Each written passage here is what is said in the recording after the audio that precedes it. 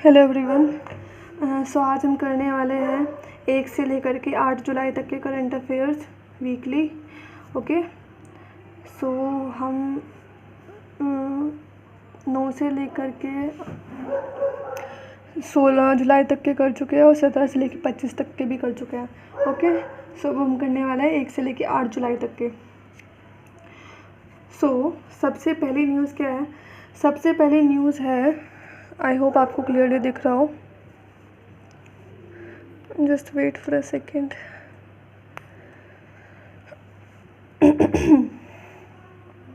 Yes,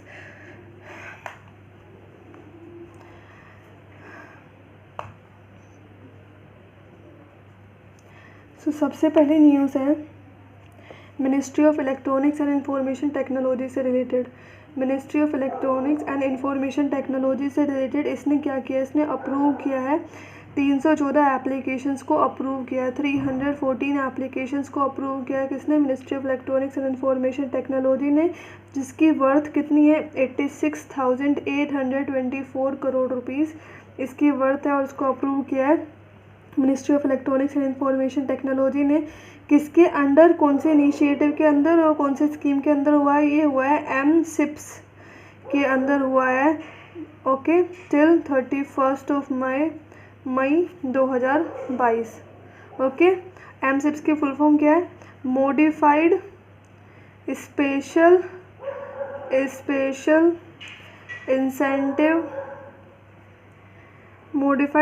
incentive package scheme.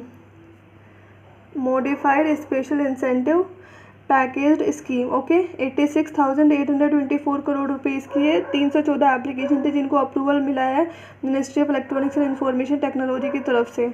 और ये कौन सी इनिशिएटिव के अंदर हुआ है या कौन से स्कीम के अंदर हुआ है? ये हुआ है modified special incentive package scheme के अंदर।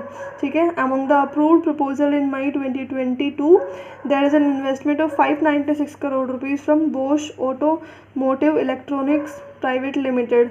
तो मई 2022 में इसी के अंदर 596 करोड़ रुपीज़ की इन्वेस्टमेंट भी हुई थी। और ये इन्वेस्टमेंट किसने दी थी? ये इन्वेस्टमेंट दी थी बोश BOSCH बोश ऑटोमोटिव इलेक्ट्रॉनिक्स प्राइवेट लिमिटेड की तरफ से। ऑटोमोटिव इलेक्ट्रॉनिक्स प्राइवेट लिमिटेड की तरफ से, इलेक्ट्रॉनिक प्राइवेट लिमिटेड की तरफ से। फाइन, नेक्स्ट न्यूज़ क्या है? नेक्स्ट न्यूज़ है related to Hurun research institute का। हुरन रिसर्च इंस्टीट्यूट की एक बेसिकली एक इंडेक्स आया है हुरन रिसर्च इंस्टीट्यूट का। हुरन रिसर्च इंस्टीट्यूट ने एक इंडेक्स निकाला है। उस इंडेक्स का नाम क्या है? उस इंडेक्स का नाम है ASK private wealth Huron, ASK private wealth Huron India future unicorn index. ये इसका नाम है फ्यूचर यूनिकॉर्न इंडेक्स। ठीक है, ये पूरा इस इंडेक्स का नाम है ASK private wealth Huron India future unicorn index 2022 का है, जिसमें बोला गया है कि इंडिया जो है वो उसके पास 122 नए यूनिकॉर्न हो जाएंगे इंडिया के पास अगले 2 से लेकर के 4 सालों के अंदर। ओके, एंड ये भी बोला हुआ है कि कुछ स्टार्टअप है, जैसे शिप रॉकेट स्टार्टअप है, ठीक है, एक जेप्टो करके एक स्टार्टअप है, एक टर्टलमेंट है। सो ये 3 स्टार्टअप तो ऐसे है कि ये शॉर्ट है, ये होने हैं, क्योंकि उनकी जो वेल्थ ग्रोथ है वो इस तरीके से है कि उनका जो श्योर है कि ये अगले 2-3 सालों में यूनिकॉर्न बन जाएंगे, उनके मैक्सिमम चांसेस है और ये टॉप पे भी है। ओके, और the index provide a glimpse of the India's startup ecosystem and ranks India's startup that was established in 2000s। Okay, basically इस जो यूनिकॉर्न इंडेक्स है इसने रैंकिंग भी दी है, रैंक किया है जितने भी इंडिया के स्टार्टअप है जो स्टार्ट हुए थे। कब स्टार्ट हुए थे? 2000 में ही स्टार्ट हुए थे। ओके, और इसने सिर्फ मतलब लिस्ट बताई है कि कौन कौन से स्टार्टअप्स की मैक्सिमम पॉसिबिलिटी है। फाइन, और बेसिकली उनकी बताइए जिनकी फ़िलहाल वर्थ कितनी है, एटलीस्ट $200 मिलियन, $200 मिलियन उनकी अभी फ़िलहाल में एटलीस्ट कम से कम उनकी नेटवर्थ है, that is equal to 1500 crore रुपए अभी उनकी नेटवर्थ है। उन सब की रैंकिंग आई है, ठीक है। और जो फ़िलहाल अभी लिस्टेड नहीं है पब्लिक एक्सचेंज में, not listed at public exchange, जो लिस्ट नहीं, not listed in public exchange में इनको लिस्टेड नहीं किया गया है, और ठीक है। और इनके मैक्सिमम चांसेस है कि अगले 2 से 4 सालों में ये यूनिकॉर्न बन जाएंगे। और जो डेडलाइन दी है वो डेडलाइन जो दी है वो दी है 31 मई 2022, 31 मई 2022 डेडलाइन दी है, ठीक है। इसमें इस इंडेक्स के हिसाब से बोला गया है कि जो बेंगलुरु जो कर्नाटका में है उसको इंडिया का स्टार्टअप कैपिटल बोला जाता है। इंडिया की ये स्टार्टअप कैपिटल है, ठीक है, क्योंकि इसमें मोस्टली 46 ऐसे प्रोबेबल यूनिकॉर्न है जो जिनके मैक्सिमम चांसेस है यूनिकॉर्न बनने के। तो प्रोबेबल यूनिकॉर्न जो है वो 46 है, ठीक है। उसके बाद सेकंड नंबर पे है मुंबई, ठीक है, सेकंड नंबर पे है मुंबई जिसमें 16 ऐसे है। और उसके बाद है दिल्ली, ओके, दिल्ली NCR जिसमें कितने हैं, जिसमें 25 probable unicorns basically probable unicorns है। सो मुंबई में 16, दिल्ली NCR में 25 और बेंगलुरु में 46 यूनिकॉर्न्स हैं, ओके। और बेंगलुरु को बोला जाता है इंडिया के स्टार्टअप कैपिटल, बेंगलोर को बोला जाता है, okay. Now let's move on to next news. अगली न्यूज़ क्या है, अगली न्यूज़ रिलेटेड है रिमपैक से रिलेटेड, रिमपैक 2022, ठीक है। और ये रिमपैक क्या है, रिम ऑफ द पैसिफिक, इसकी फुल फॉर्म क्या है, रिम ऑफ द पैसिफिक इसकी फुल फॉर्म है। और ये कमेंस्ड हुआ था, कहाँ पे कमेंस्ड हुआ है, ये कमेंस हुआ है एक US के मिलिट्री बेस में, ये एक्सरसाइज की गई है, US के मिलिट्री बेस में एक्सरसाइज की गई है। और कौन सा आइलैंड था, आइलैंड का नाम था ओहू आइलैंड, और ये ओहू आइलैंड है हवाई में।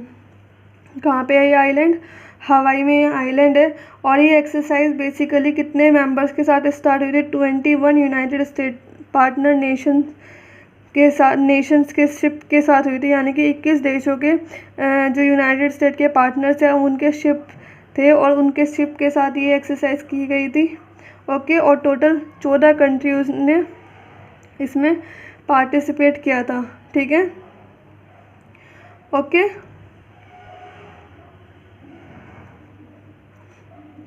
और बेसिकली 14 कंट्रीज़ की जो सबमरीन थी, 14 कंट्री की सबमरीन आई थी और 21 कंट्रीज़ के शिप्स आए थे, ठीक है, फाइन। और टोटल इसमें 26 नेशंस ने पार्टिसिपेट किया था, और इसको होस्ट किया था US नेवी ने, इसको होस्टेड बाय US नेवी ने इसको होस्ट किया था। और जो रिमपैक 2022 का थीम था, रिमपैक 2022 का थीम, जो ये रिमपैक एक्सरसाइज हुई है इसका जो थीम था उसका मैं थीम बता देती हूँ। थीम जो था वो था कैपेबिलिटी अडेप्टिव, जो इसका थीम था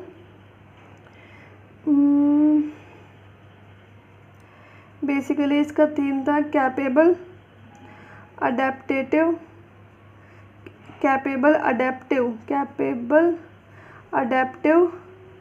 पार्टनर्स, ये इस एक्सरसाइज का थीम था। इसमें इंडिया की तरफ से INS सतपुरा गया था, उसके साथ साथ में P-81 मरीन पेट्रोल एयरक्राफ्ट भी गया था, P-81 पेट्रोल एयरक्राफ्ट भी गया था पार्टिसिपेशन की उसमें इंडियन नेवी की तरफ से, ठीक है।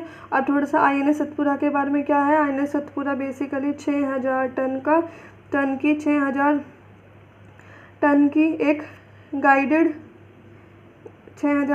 की एक गाइडेड मिसाइल स्टेल्थ फ्रीगेट है, ओके। और इसको डिज़ाइन और इक्विप ये इंडिजीनियसली हुआ है, यानी कि इंडिया में ये डिज़ाइन की गई है और बिल्ड की गई है, fine. Now let's move on to next news क्या है, थोड़ा जल्दी करेंगे बिकॉज हमें ये कंप्लीट करना है विद इन 2 आवर्स। 2 घंटों के अंदर अंदर ये हमें ख़त्म करना है। ओके, सो नेक्स्ट न्यूज़ क्या है? Next news is related to एक इंडेक्स आया है, इंडेक्स बहुत सारे आया है। तो एशिया इंडेक्स का नाम सुन लो, Asia Pacific sustainability index, Asia Pacific sustainability, Asia Pacific sustainability index 2021, ठीक है। और ये इंडेक्स रिलीज़ किया है नाइट फ्रैंक का है, ये नाइट फ्रैंक का ये इंडेक्स है, एशिया पैसिफिक सस्टेनेबिलिटी इंडेक्स। और ये रिलीज़ हुआ था जून 2022 में, ये रिलीज़ हुआ था। और इसमें ये पूछा है, इसमें बेसिकली क्या है कि इंडिया के कौन से सिटी की रैंक आई है। सो बेसिकली इसमें है इंडिया का जो बेंगलुरु है, बेंगलुरु विच इज़ इन कर्नाटका, जो कर्नाटका के अंदर है, ठीक है। इसमें बेसिकली इसकी रैंक 14th आई है एशिया पैसिफिक APAC रीजन में इंडिया की बेंगलुरु कर्नाटका की रैंक कितनी आई है? 14th आई है। और ये आई है, इसमें अलग अलग डिफरेंट कैटेगरी है। गोल्ड स्टैंडर्ड कैटेगरी की बात करें तो गोल्ड स्टैंडर्ड कैटेगरी में बेंगलुरु कितनी आई है। और भी इंडियन सिटीज़ है जिनकी रैंक आई है, जैसे दिल्ली है, दिल्ली और हैदराबाद है जो तेलंगाना में है, और मुंबई है जो महाराष्ट्र में है। ये सारे सबकी, जैसे दिल्ली की 17वीं रैंक आई है, हैदराबाद की 18th रैंक आई है, ठीक है, हैदराबाद की 18th रैंक आई है, और मुंबई की 20th रैंक आई है। सो इन सब की कैटेगरी डिफरेंट है, इन सब की कैटेगरी है सिल्वर, ठीक है, सिल्वर कैटेगरी में इनकी ये रैंक आई है। फाइन, ओके, होप आपको क्लियर होगा। उसके बाद जो टॉप पे थे, जो टॉप 5 ग्रीन रेटेड कंट्रीज़ है, top 5 green, just give me a second. So top 5 जो ग्रीन रेटेड सिटीज़ है, वो सबसे पहला तो सिंगापुर है, ठीक है, सिंगापुर है। उसके बाद सिडनी है, सिडनी जो ऑस्ट्रेलिया में है, ओके। उसके बाद वेलिंगटन है, वेलिंगटन जो न्यूजीलैंड में है। फिर उसके बाद पर्थ है, पर्थ जो ऑस्ट्रेलिया में है। और उसके बाद मेलबर्न है, मेलबर्न भी ऑस्ट्रेलिया में है। सो ये टॉप ग्रीन रेटेड सिटीज़ है, Singapore, Sydney, Wellington which is in New Zealand, Perth which is in Australia, and Melbourne which is also in Australia. तो ये 5 सिटीज़, इनकी रैंकिंग कौन से कैटेगरी के अंदर आई है? इनकी रैंकिंग आई है प्लैटिनम कैटेगरी के अंदर, प्लैटिनम कैटेगरी के अंदर।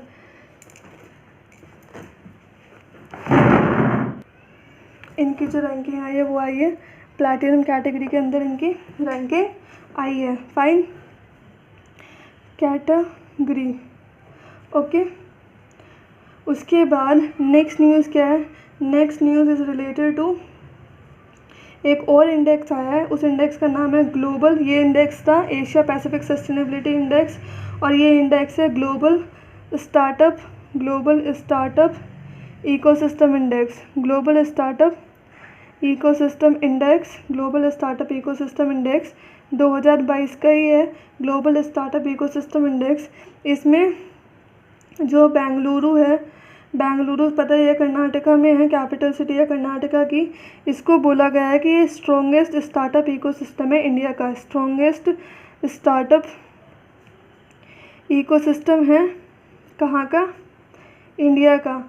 और इसकी रैंकिंग कितनी आई है? इसकी रैंक जो आई है, इसकी रैंक आई है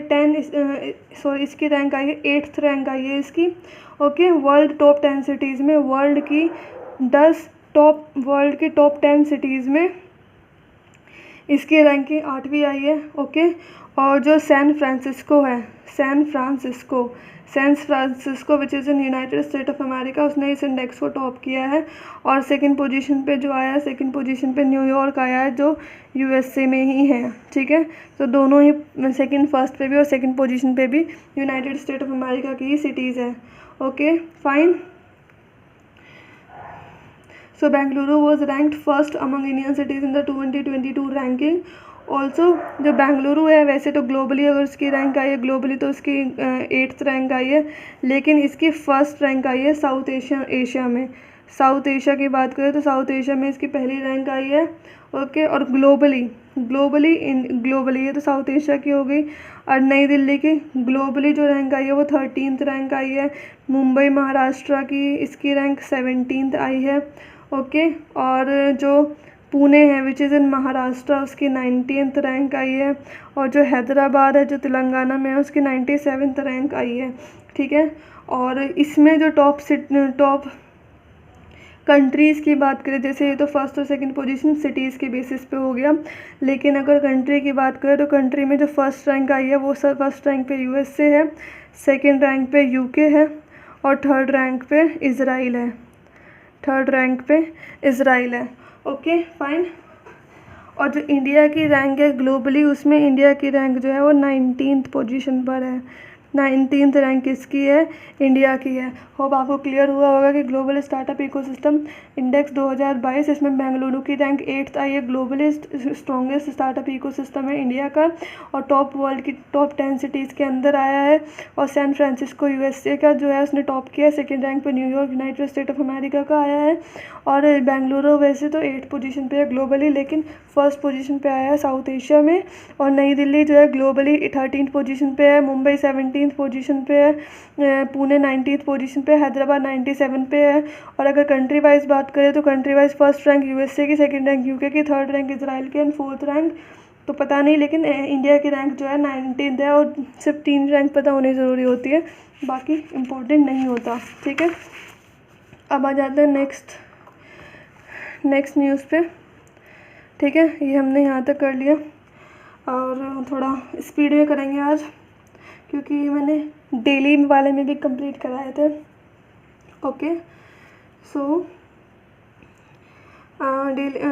नेक्स्ट न्यूज़ क्या है? Next news is related to world bank से रिलेटेड है। सो वर्ल्ड बैंक का जो बोर्ड ऑफ एग्जीक्यूटिव डायरेक्टर है, डायरेक्टर्स का जो बोर्ड है, उन्होंने 2 कॉम्प्लीमेंट्री लोन्स को अप्रूव किया है।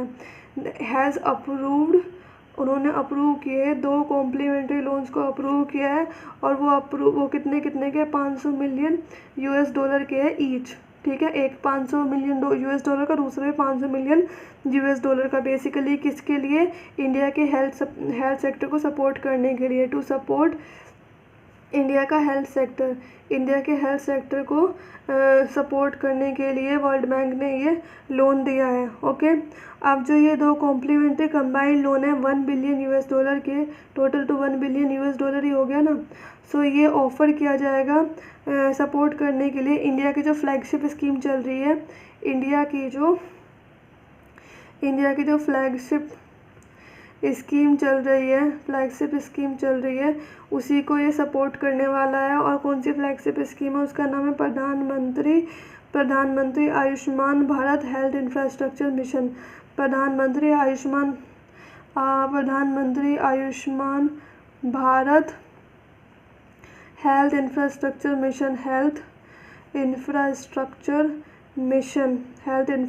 मिशन। और जो लॉन्च हुआ था, ये लॉन्च हुई थी बेसिकली, जो फ्लैगशिप स्कीम है ये लॉन्च हुई थी अक्टूबर 2021 में, ये लॉन्च हुई थी। ओके, और पब्लिक हेल्थ केयर इंफ्रास्ट्रक्चर को सुधारने के लिए। और जो वर्ल्ड बैंक की एस्टिमेशन है, कुछ वर्ल्ड बैंक की एस्टिमेशन भी है, उसके हिसाब से वर्ल्ड बैंक ने ये अनुमान लगाया है कि जो इंडिया की लाइफ एक्सपेक्टेंसी है वो इम्प्रूव हुई है। अभी 69.8 हो गई है। 2020 में 69.8 ईयर्स हो गई है। ये 58 थी 1990 में, 1990 में 58 साल थी, जो अब बढ़ के कितनी हो गई है? 69.8 ईयर्स हो चुकी है। Fine, hope it is clear. Next news पे आ जाते हैं। नेक्स्ट न्यूज़ क्या है? जो प्रेसिडेंट ऑफ इंडिया है, कौन है प्रेसिडेंट ऑफ इंडिया? अब तो खैर द्रौपदी मुर्मू बन गई, लेकिन ये न्यूज़ पहले की है। तो president of India Ramnath Kovind थे।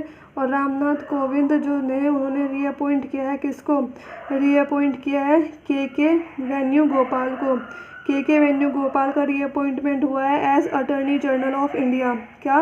अटॉर्नी जनरल ऑफ इंडिया, वो पहले भी अटॉर्नी जनरल थे और अब उनका दोबारा से रीअपॉइंटमेंट हो गया। अब कितने टाइम के लिए किया गया? 3 महीने के लिए किया गया, फॉर 3 मंथ्स। 3 मंथ्स यानी कि जुलाई से लेकर के सितंबर तक का। ओके, और बेसिकली ये कब से स्टार्ट है? 1 जुलाई 2022 से ये इफ़ेक्टिव है। और जो उनका पहला टर्म था अटॉर्नी जनरल का, वो 2020 में एंड हो गया था, लेकिन उनको फिर से 1 साल का एक्सटेंशन मिल गया था, 1 ईयर का एक्सटेंशन मिल गया था, जिसकी वजह से उनका टाइम पीरियड जो था वो बढ़ा दिया गया था और उनका टाइम पीरियड जून 2021 में ख़त्म होना था, लेकिन फिर से उन्हें 1 साल का एक्सटेंशन मिल गया और फिर उनका अब उनका 30 जून 2022 में ख़त्म होना था, लेकिन अब फिर से उन्हें 3 महीने का एक्सटेंशन दे दिया गया है। अब उनके सितंबर 2022 में ख़त्म होगा। ठीक है, 2017 से के वेणुगोपाल अटॉर्नी जनरल की पोस्ट पर है। ठीक है, और ये 15th अटॉर्नी जनरल हैं इंडिया के।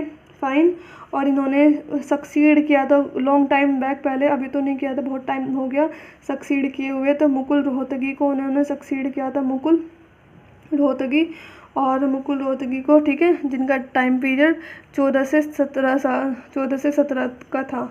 ठीक है, 14 से 17 का था। फाइन, अब अगले न्यूज़ पे आ जाता है। नेक्स्ट न्यूज़ क्या है? ये हमारा हो गया। नेक्स्ट न्यूज़ है international asteroids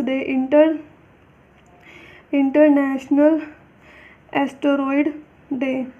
international asteroid day 2022 ये ऑब्ज़र्व करता है, यूनाइटेड नेशन इसको ऑब्ज़र्व करता है और अक्रॉस द ग्लोब ऑब्ज़र्व किया जाता है। ये अक्रॉस द ग्लोब ऑब्ज़र्व किया जाता है और कौन से दिन किया जाता है? 30 जून 2022 को ऑब्ज़र्व किया जाता है, बेसिकली क्रिएट करने के लिए awareness about the hazard of asteroid impact.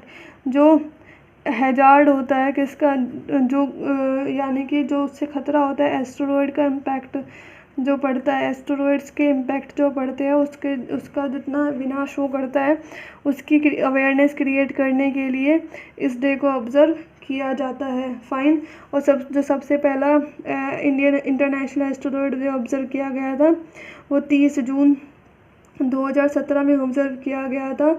और बेसिकली 30 जून को हम मनाते हैं anniversary of earth largest asteroid impact. ठीक है, बेसिकली 30 जून जो है वो ऑब्ज़र्व किया जाता है एनिवर्सरी किसकी? अर्थ का जो सबसे लार्जेस्ट एस्टेरॉयड इम्पैक्ट हुआ था, अर्थ का लार्जेस्ट एस्टेरॉयड इम्पैक्ट जो पड़ा था इन अर्थ पर, वो कौन सा था? साइबेरिया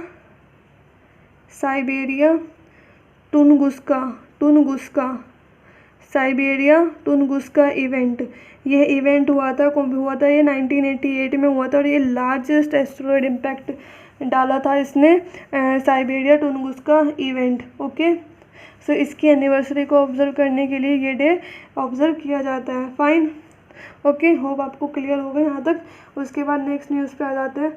नेक्स्ट न्यूज़ क्या है? नेक्स्ट न्यूज़ है रिलेटेड टू यूनियन कैबिनेट। सो जो यूनियन कैबिनेट है उसने अप्रूवल दे दिया है, उसने अप्रूव किया है एक मेमोरेंडम ऑफ अंडरस्टैंडिंग को, अप्रूवल दे दिया है एक मेमोरेंडम ऑफ अंडरस्टैंडिंग को, जो साइन हुआ है किसके बीच में? Department of science and technology के अंदर and ministry of trade and industry के अंदर। ये मेमोरेंडम ऑफ अंडरस्टैंडिंग साइन हुआ है। Ministry of trade and industry Singapore की, इंडिया की नहीं है, तो इंटर मिनिस्ट्रियल MOU नहीं है ये है department of science and technology India and ministry of trade and industry Singapore, किसके? On cooperation in the field of science and technology and innovation. तो ऑन द फील्ड ऑफ कौन से field पर? On the field of science and technology and innovation के field में ये memorandum of understanding sign किया गया है। फाइन, ऑल्सो यूनियन कैबिनेट ने बहुत सारे अप्रूवल दिए हैं, तो और कौन से इम्पोर्टेंट अप्रूवल है? तो यूनियन कैबिनेट ने बेसिकली अप्रूव्ड कर दिया है किसको? स्ट्रैटेजिक पार्टनरशिप एग्रीमेंट को अप्रूवल दे दिया है। Strategic partnership agreement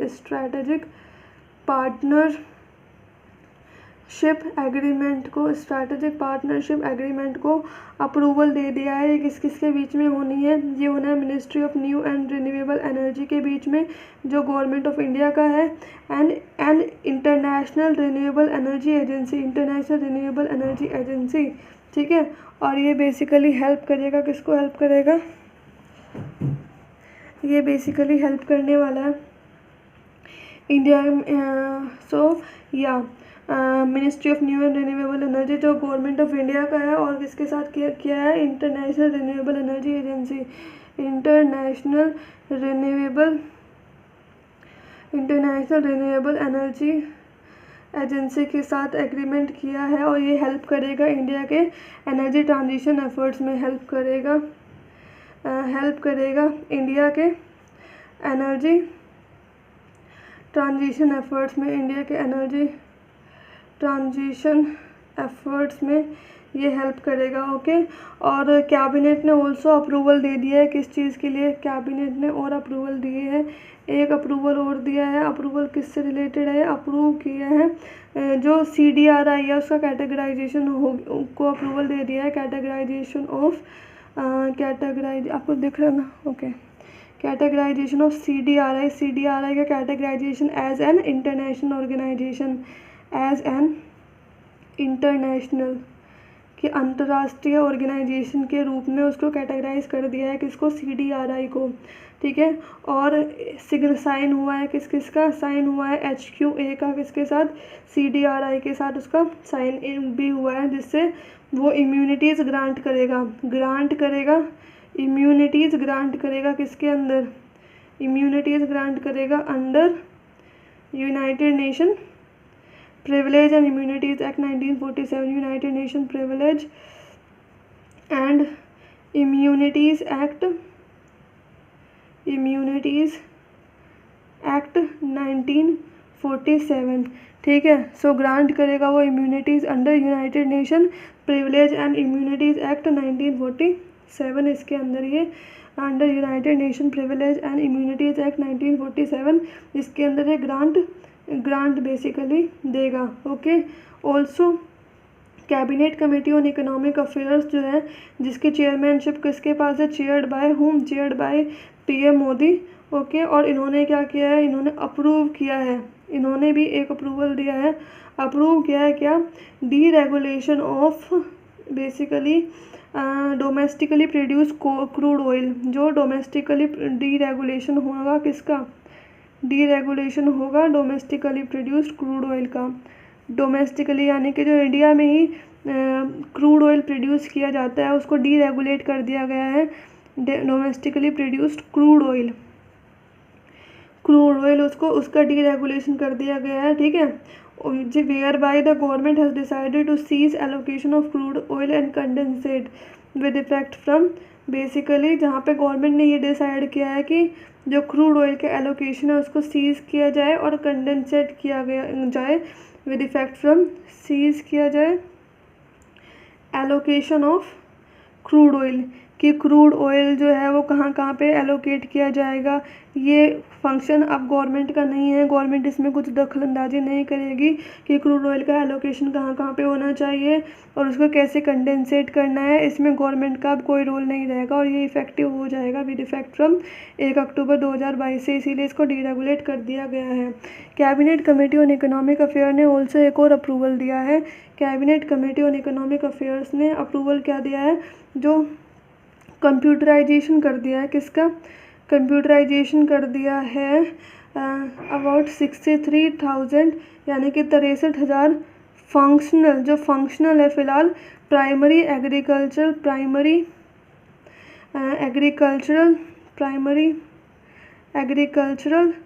credit societies, primary agriculture credit societies यानी कि PACS, इनका कंप्यूटराइजेशन कर दिया है 63,000 functional primary agriculture credit societies का, जिनका टोटल बजटरी आउटले कितना निकाला है इसके लिए, 2516 करोड़ रुपए निकाला है अगले 5 सालों के लिए, for over 5 years ago, for the next 5 years, ठीक है। तो टोटल आउटले कितना दिया है इसके लिए, दिया है 2516 करोड़ रुपए। So cabinet committee on economic affair has approved the computerization of 63,000 functional primary agricultural credit societies with a total outlay of 2,516 crore rupees in the next over the next और a period of 5 year, ठीक है, अगले 5 सालों के लिए। Okay, अब आ जाते हैं नेक्स्ट न्यूज़ पे। ये हमारे हो गए complete. Okay, let's move on to next news. अगली न्यूज़ पे आ जाते हैं। So basically news number 10, in spite of high inflation and rising interest rate, यानी कि हाई इन्फ्लेशन और इंटरेस्ट रेट बढ़ने के बावजूद government of India government of India decided to retain the same interest rate, यानी गवर्नमेंट ऑफ इंडिया ने retain कर लिया है इंटरेस्ट रेट को, retain the same interest rate change नहीं किए है। कौन सी स्कीम्स पर चेंज नहीं किए है? सो इंटरेस्ट रेट चेंज नहीं किए है स्मॉल सेविंग स्कीम्स पर, जो जितनी भी स्मॉल सेविंग स्कीम्स है ना, स्मॉल सेविंग स्कीम्स है उन पे उसने इंटरेस्ट रेट चेंज नहीं किया है, जैसे कि पब्लिक प्रोविडेंट फंड हो गया, ठीक है, और नेशनल सेविंग सर्टिफिकेट हो गया। तो जो पहले रेट चल रहे थे वही रेट है। Okay, for the second quarter के लिए रेट सेम ही है। पब्लिक प्रोविडेंट फंड, नाम लिख देती हूँ, क्या नाम है? पब्लिक प्रोविडेंट फंड, और क्या है? पब्लिक प्रोविडेंट फंड, और दूसरा है national saving certificate, national saving certificate, दूसरा है नेशनल सेविंग सर्टिफिकेट, ठीक है। तो ये दोनों के दोनों स्कीम्स में इंटरेस्ट रेट सेम रखा है। जैसे पब्लिक प्रोविडेंट फंड का रेट चल रहा था 7.1%, अभी भी सेम है। नेशनल सेविंग सर्टिफिकेट का रेट चल रहा था 6.8%, अभी भी सेम है, ठीक है। Let's move on to next news. अगली न्यूज़ क्या है? अगली न्यूज़ रिलेटेड है रिन्यू पावर लिमिटेड से। ReNew power limited, so renew power limited basically क्या है? ये एक सब्सिडरी है रिन्यू एनर्जी ग्लोबल प्लेटफॉर्म की। ये एक सब्सिडरी है किसकी? रिन्यू एनर्जी ग्लोबल प्लेटफॉर्म की। और किसके साथ इसने पार्टनरशिप की? यूनाइटेड नेशन एनवायरनमेंट प्रोग्राम के साथ इसने पार्टनरशिप की है, और उसके साथ साथ में self employed women association of India के साथ भी पार्टनरशिप की है, ठीक है। इन्होंने तीनों ने मिलकर एक प्रोजेक्ट लॉन्च किया है। So renew power Limited which is subsidiary of ReNew Energy Global Platform has signed an agreement with United Nation Environment Programme and with सेवा की फुल फॉर्म क्या है? Self employed women association of India, self employed women association of India है। उन्होंने क्या किया है? एक लॉन्च किया है for one of its kind a transformative initiative. इन्होंने तीनों ने मिलके लॉन्च किया है वन ऑफ इट्स काइंड अपने तरीके का एक ट्रांसफॉर्मेटिव इनिशिएटिव लॉन्च किया। उस इनिशिएटिव का नाम क्या है? उस इनिशिएटिव का नाम है प्रोजेक्ट सूर्या। उस इनिशिएटिव का नाम है और उसने ट्रेन किया है लो इनकम वुमेन। उसने ट्रेन किया है किसको? ट्रेन करने के लिए बेसिकली एक इनिशिएटिव को, जिसका नाम है प्रोजेक्ट सूर्या। क्या नाम है? प्रोजेक्ट सूर्या उसका नाम है। उसने ट्रेन किया है किसको? जितने भी ट्रेन करने के लिए बेसिकली लो इनकम यानी कि कम इनकम की जितने भी सोल्ट वीमेन हैं उनको ट्रेनिंग देने के लिए ये मेमोरेंडम ऑफ अंडरस्टैंडिंग साइन हुआ है। ट्रेन करने के लिए जितने भी सोल्ट वीमेंस हैं कि वो वर्क करेंगी अब किसमें? रिन्यूएबल इंडस्ट्री में काम कर सकेंगी। रिन्यूएबल इंडस्ट्री में वो लोग काम कर सकें, इसीलिए उनको ट्रेनिंग दी जाएगी। वो इन तीनों ने मिलके ऐसा एक प्रोजेक्ट लॉन्च किया। प्रोजेक्ट का नाम है प्रोजेक्ट सूर्या। इस प्रोजेक्ट के अंदर जितनी भी वुमेन सोल्ट पैन वर्कर्स है जो बेसिकली काम करती है एक्सट्रीम वेदर कंडीशन में, कहाँ पे? रन ऑफ कच्छ के मार्सेस पर, ठीक है। जितने भी वीमेंस हैं और ये सोल्ट पेपर वीमेंस है और ये बेसिकली ये काम करती है रन ऑफ कच्छ के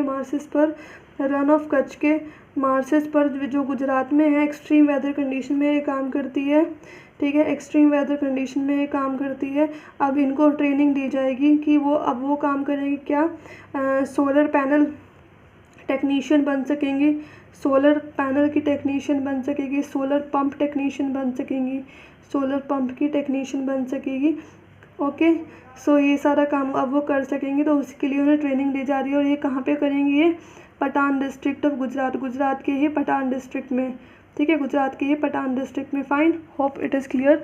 now let's move on to next news. Next news क्या है? नेक्स्ट न्यूज़ रिलेटेड है तेलंगाना के जो चीफ मिनिस्टर है, तेलंगाना के चीफ मिनिस्टर है के चंद्रशेखर राव।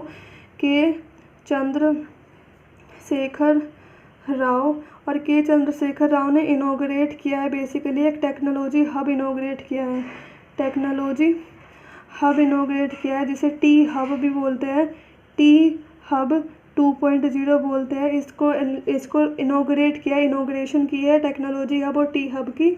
और ये क्या है, वर्ल्ड का लार्जेस्ट इनोवेशन कैंपस है, यानी कि दुनिया का world largest innovation campus, world largest innovation campus है। और ये कहाँ पे है, Hyderabad. World largest innovation campus Hyderabad में लॉन्च होगा, कैपिटल सिटी ऑफ तेलंगाना। सो तेलंगाना के चीफ मिनिस्टर के चंद्रशेखर राव ने लॉन्च किया है, इनॉग्रेट किया है technology hub T hub 2.0, world का लार्जेस्ट इनोवेशन कैंपस कहाँ पे, Hyderabad, capital city of Telangana. Okay, और ये लॉन्च हुआ था, जो टेक्नोलॉजी हब 2.0 है ना, ये सबसे पहले लॉन्च हुआ था 2015 में लॉन्च हुआ था, एंटरप्रेन्योरशिप को प्रमोट करने के लिए और इनोवेशन को प्रमोट करने के लिए, एंटरप्रेन्योरशिप को प्रमोट करने के लिए और इनोवेशन को प्रमोट करने के लिए। और 2021 में क्या हुआ, 2021 में आते आते 2015 से 2021 में आते आते जो स्टार्टअप इकोसिस्टम था तेलंगाना का, स्टार्टअप इकोसिस्टम है, बल्कि स्टार्टअप इकोसिस्टम है जो तेलंगाना का, उसकी वैल्यू बढ़ के पता है कितनी हो गई, उसकी वैल्यू बढ़ के हो गई है $4.8 बिलियन, 4.8 बिलियन $, इसकी टोटल स्टार्टअप इकोसिस्टम की वैल्यू हो चुकी है। ओके, और जो टी शेप स्ट्रक्चर है बेसिकली, जो टी शेप स्ट्रक्चर है, टी शेप स्ट्रक्चर जो ये हैदराबाद में बनाने की बात कर रहे हैं, टी शेप स्ट्रक्चर जो है has a built space of 5.82 lakh square feet, 5.82 lakh square feet, इतने एरिया में ये बनेगा। और इसमें टोटल कैपेसिटी कितनी होगी, 1000 सीट्स की इसमें टोटल कैपेसिटी होगी, 1000 सीट्स की इसमें टोटल कैपेसिटी होगी। और ये हब जो है बेसिकली एलोकेट करेगा 18,000 एलोकेट करेगा किसको, 18,000 एलोकेट करेगा, 18,000 रुपये एलोकेट करेगा कॉन्फेडरेशन ऑफ इंडियन इंडस्ट्री को फॉर अप्रूवल के लिए, और AIC टी हब फाउंडेशन को, AIC टी हब फाउंडेशन को और कॉन्फेडरेशन ऑफ इंडियन इंडस्ट्री को 18,000 रुपये ये देगा। Okay fine, now let's move on to next news. Next news क्या है, बेसिकली नेक्स्ट न्यूज़ है, ये हो गया news number 13। Next news is related to ministry of steel, ministry of steel से रिलेटेड है नेक्स्ट न्यूज़। और जो मिनिस्ट्री ऑफ स्टील है इसने ज्वाइन किया है, किसको ज्वाइन किया है, PM गति शक्ति पोर्टल को, PM गति शक्ति पोर्टल को लॉन्च किया है, PM गति शक्ति पोर्टल को लॉन्च किया है मिनिस्ट्री ऑफ स्टील ने। और उसने अपलोड किया है जियो लोकेशंस ऑफ प्रोजेक्ट, यानी कि अपलोड किया है बेसिकली जियो लोकेशन, सारे के सारे प्रोजेक्ट्स की जितनी भी प्रोजेक्ट अभी कंटिन्यूशन में है उन सब के प्रोजेक्ट के जियो लोकेशंस को अपलोड किया है। उनका एम बेसिकली एम क्या है, एम है उनका आइडेंटिफाई करना, पहचानना और साथ में जो ब्रिज करना यानी कि ख़त्म करना मिशन इंफ्रास्ट्रक्चर के कनेक्टिविटी गैप्स को, जो इंफ्रास्ट्रक्चर कनेक्टिविटी गैप्स है और जो छुपे हुए हैं मिसिंग इंफ्रास्ट्रक्चर कनेक्टिविटी गैप्स है, मिसिंग इंफ्रास्ट्रक्चर कनेक्टिविटी गैप्स है, उनके गैप्स को ख़त्म करना, ये इसका बेसिक एम होगा। ऑल्सो मिनिस्ट्री ऑफ स्टील ने अपने आप खुद को PM गति शक्ति पोर्टल पे, जिसे नेशनल मास्टर प्लान पोर्टल भी बोला जाता है, PM गति शक्ति पोर्टल तो बोला जाता है, साथ में नेशनल मास्टर प्लान पोर्टल भी बोला जाता है। और इसमें अपने आप को साइन इन किया है। ओके, और बेसिकली किसकी असिस्टेंस के साथ किया है, असिस्टेंस से हेल्प किससे मिली है, हेल्प मिली है इसको इससे बिसाग एन से हेल्प मिली है। और बिसाग एन क्या है, Bhaskaracharya national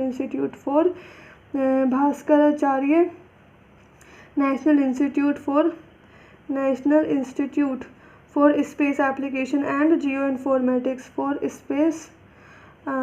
space application and geo informatics, ठीक है। सुभास्कराचार्य institute for space application and geo informatics. तो बिसाग ने एक एप्लीकेशन क्रिएट की है through which ministry of steel is planning to upload, जो मिनिस्ट्री ऑफ स्टील है वो प्लान कर रही है कि वो अपलोड करेगी, जो मिनिस्ट्री ऑफ स्टील है वो प्लान कर रही है, मिनिस्ट्री ऑफ स्टील है, स्टेट नहीं है, मिनिस्ट्री ऑफ स्टील है, वो प्लान कर रही है कि जियो लोकेशंस 2000 स्टील यूनिट्स की 2000 स्टील यूनिट्स की जो इंडिया में फ़िलहाल फंक्शन कर रही है, फंक्शनिंग है, उनके जियो लोकेशंस को शेयर करेंगे, जियो लोकेशंस को शेयर करेंगे कौन? Ministry of steel. Fine, okay, clear. Now let's move on to next news. Next news क्या है? News number 14। Next news is related to Eknath Shinde जो है वो शिवसेना के लीडर है, और वो अभी क्या बने हैं? वो 28 यानी कि 20वें चीफ मिनिस्टर बने हैं। कहाँ के? महाराष्ट्र के 20वें चीफ मिनिस्टर बने हैं, और इन्होंने रिप्लेस किया है उद्धव ठाकरे को, इन्होंने रिप्लेस कर दिया है, ओके। और जो डिप्यूटी चीफ मिनिस्टर बने हैं Devendra Fadnavis, former chief minister Devendra Fadnavis deputy chief minister बनाए गए हैं।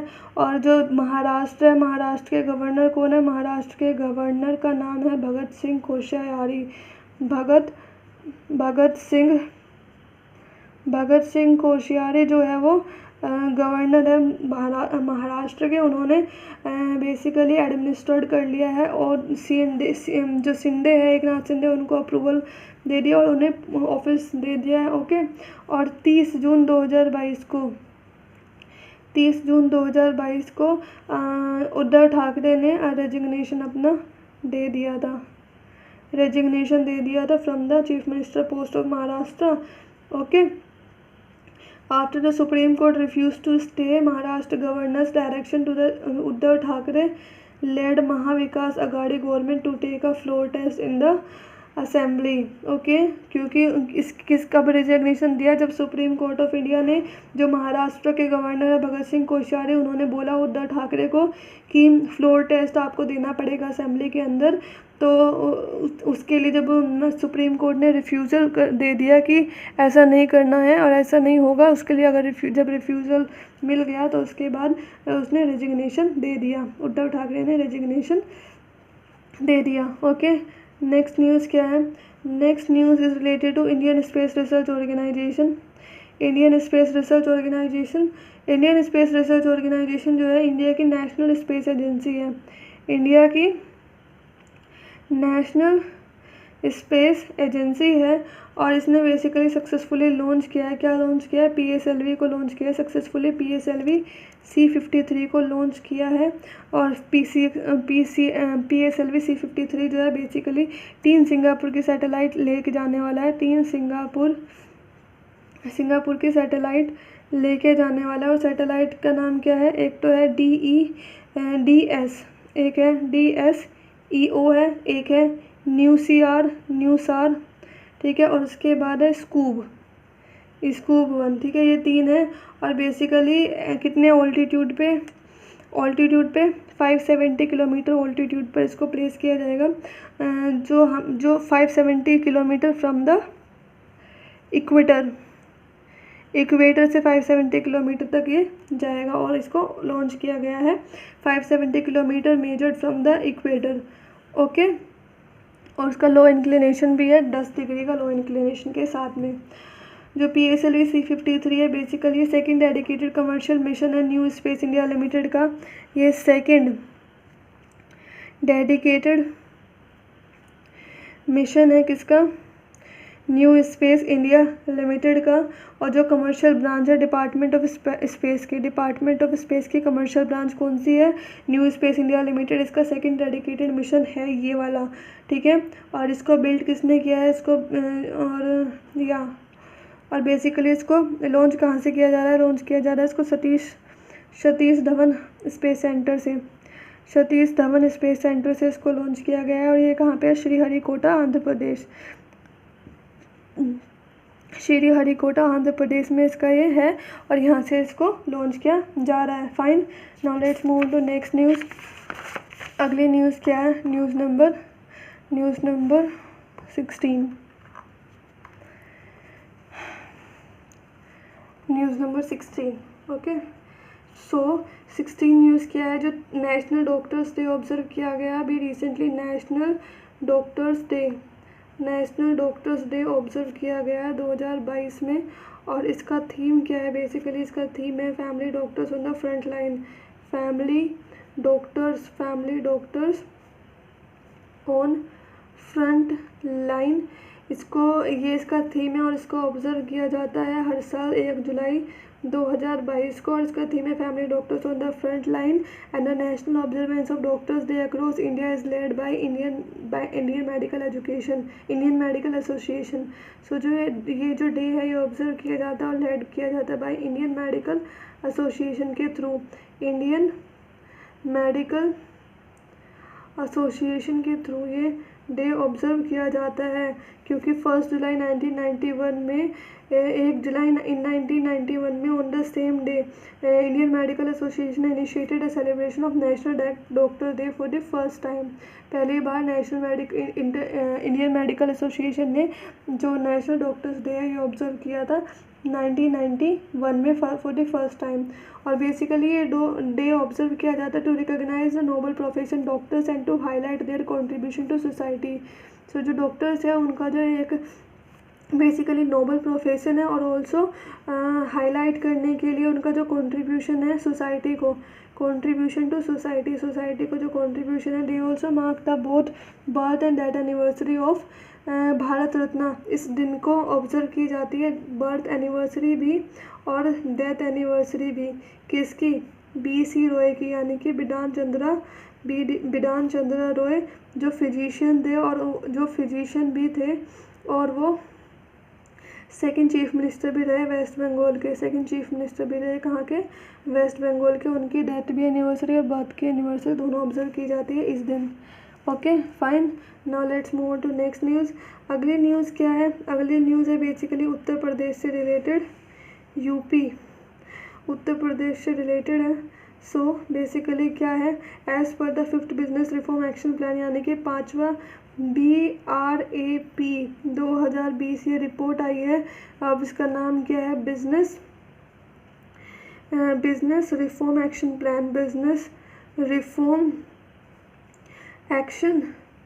Plan. So basically according to this business reform action plan 2020 के हिसाब से कौन सा बेसिकली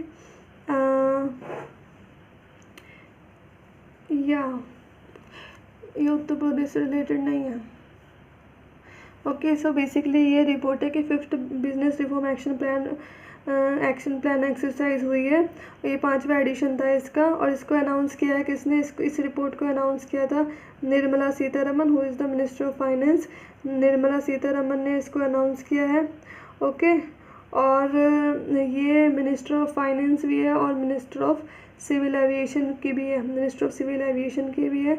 और 30 जून 2022 को ये रिपोर्ट का लॉन्च हुआ है नई दिल्ली में। और इस रिपोर्ट के हिसाब से पहली बात तो इस रिपोर्ट को असेस कौन करता है? इस रिपोर्ट को असेस करता है assessed by department of promotion of industry and internal trade, और since 2014 it is doing it. Okay, it has been doing it since 2014। और बेसिकली 7 स्टेट्स हैं जिन्होंने जो टॉप अचीवर्स की कैटेगरी में आए हैं। टॉप अचीवर्स की कैटेगरी में 7 स्टेट्स आए हैं। टॉप अचीवर की कैटेगरी में 7 स्टेट आए हैं। वो कौन कौन से हैं? वो आंध्र प्रदेश है, सबसे पहले। दूसरे नंबर पे है गुजरात, तीसरे नंबर पे है हरियाणा, चौथे नंबर पे है कर्नाटका, 5वें नंबर पर है पंजाब और 6ठे नंबर पे है तमिलनाडु और 7वें नंबर पे है तेलंगाना। ठीक है, these are the 7 states which comes under the top achievers category. Andhra Pradesh, Gujarat, Haryana, Karnataka, Punjab, Tamil Nadu and Telangana. Okay, these are the 7 top achievers category states. Next, let's move on to next news. अगली न्यूज़ क्या है? अगली न्यूज़ रिलेटेड है basically ministry of micro small and medium enterprises ministry of micro small and medium enterprises उसने select कर लिया है किसको, selected the national MSME award, यानी कि नेशनल एमएसएमई अवार्ड दिए जा रहे हैं, एमएसएमई अवार्ड दिए जा रहे हैं 2022 के नेशनल एमएसएमई अवार्ड दिए जा रहे हैं। बेसिकली वो रिकॉग्नाइज करेंगे आउटस्टैंडिंग परफॉर्मेंस ऑफ द किसकी, रिकॉग्नाइज करेंगे आउटस्टैंडिंग परफॉर्मेंस यानी कि बेहतरीन परफॉर्मेंस किस किस की, एंटरप्राइज में, ठीक है, स्टेट्स में, एस्पिरेशनल डिस्ट्रिक्ट्स में और बैंक्स में, ठीक है। इन सारी कैटेगरीज़ में ये आउटस्टैंडिंग परफॉर्मेंस के लिए एंटरप्राइज जो भी है, स्टेट जो भी है, एस्पिरेशनल डिस्ट्रिक्ट जो भी है और बैंक जो भी है, एमएसएमई सेक्टर में जिसने एक्सेप्शनली अच्छा काम किया है उसको ये नेशनल एमएसएमई अवार्ड दिया जा रहा है, ठीक है। तो सबसे पहला जो अवार्ड दिया जा रहा है स्टेट की कैटेगरी में वो तो दिया जा रहा है उड़ीसा को दिया जा रहा है, स्टेट की कैटेगरी में फर्स्ट प्राइज़ मिला है, ओके फाइन। और बेसिकली यस जो उड़ीसा का एमएसएमई डिपार्टमेंट है उसको मिल रहा है। और एस्पिरेशनल डिस्ट्रिक्ट विरुधुनगर डिस्ट्रिक्ट कहाँ की है ये, विरुधुनगर डिस्ट्रिक्ट ये है तमिलनाडु की, इसको अवार्ड मिला है, फर्स्ट प्राइज़ मिला है नेशनल एमएसएमई अवार्ड को एस्पिरेशनल डिस्ट्रिक्ट कैटेगरी में, ओके। और स्टेट बैंक ऑफ इंडिया को मिला है बैंक की कैटेगरी में for outstanding contribution in the field of promotion and development of MSME sector category, fine. So state में हो गया उड़ीसा और एस्पिरेशनल डिस्ट्रिक्ट में हो गया विरुधुनगर डिस्ट्रिक्ट ऑफ तमिलनाडु और बैंक में हो गया एसबीआई, बैंक में कौन सा बैंक हो गया, एसबीआई बैंक हो गया, fine. Let's move to next news. अगली न्यूज़ क्या है, अगली न्यूज़ बेसिकली रिलेटेड है किससे, बेसिकली जो अपॉइंटमेंट कमेटी है कैबिनेट की जिसको हेड कर, अपॉइंटमेंट कमेटी है कैबिनेट की जिसको headed by PM Modi head करते हैं। उन्होंने बेसिकली क्या किया, अप्रूवल दे दिया एस्टैब्लिशमेंट ऑफ किसका, एक इंस्टीट्यूशन का एस्टैब्लिशमेंट का अप्रूवल दिया है। उस इंस्टीट्यूशन का नाम क्या है, establishment of financial services institution bureau, financial services institution bureau, मैं नाम लिख देती हूँ पूरा, फाइनेंशियल सर्विसेज इंस्टीट्यूशन ब्यूरो। सो इसका इस्टेब्लिशमेंट हुआ है और इसके साथ साथ में इसका एक चेयरमैन नियुक्त किया गया है, अपॉइंटमेंट हुआ है एक चेयरमैन को, साथ साथ में 2 मेंबर्स का अपॉइंटमेंट हुआ है, okay. So it is a single entity constituted for making recommendation for the appointment of whole time directors and non-executive directors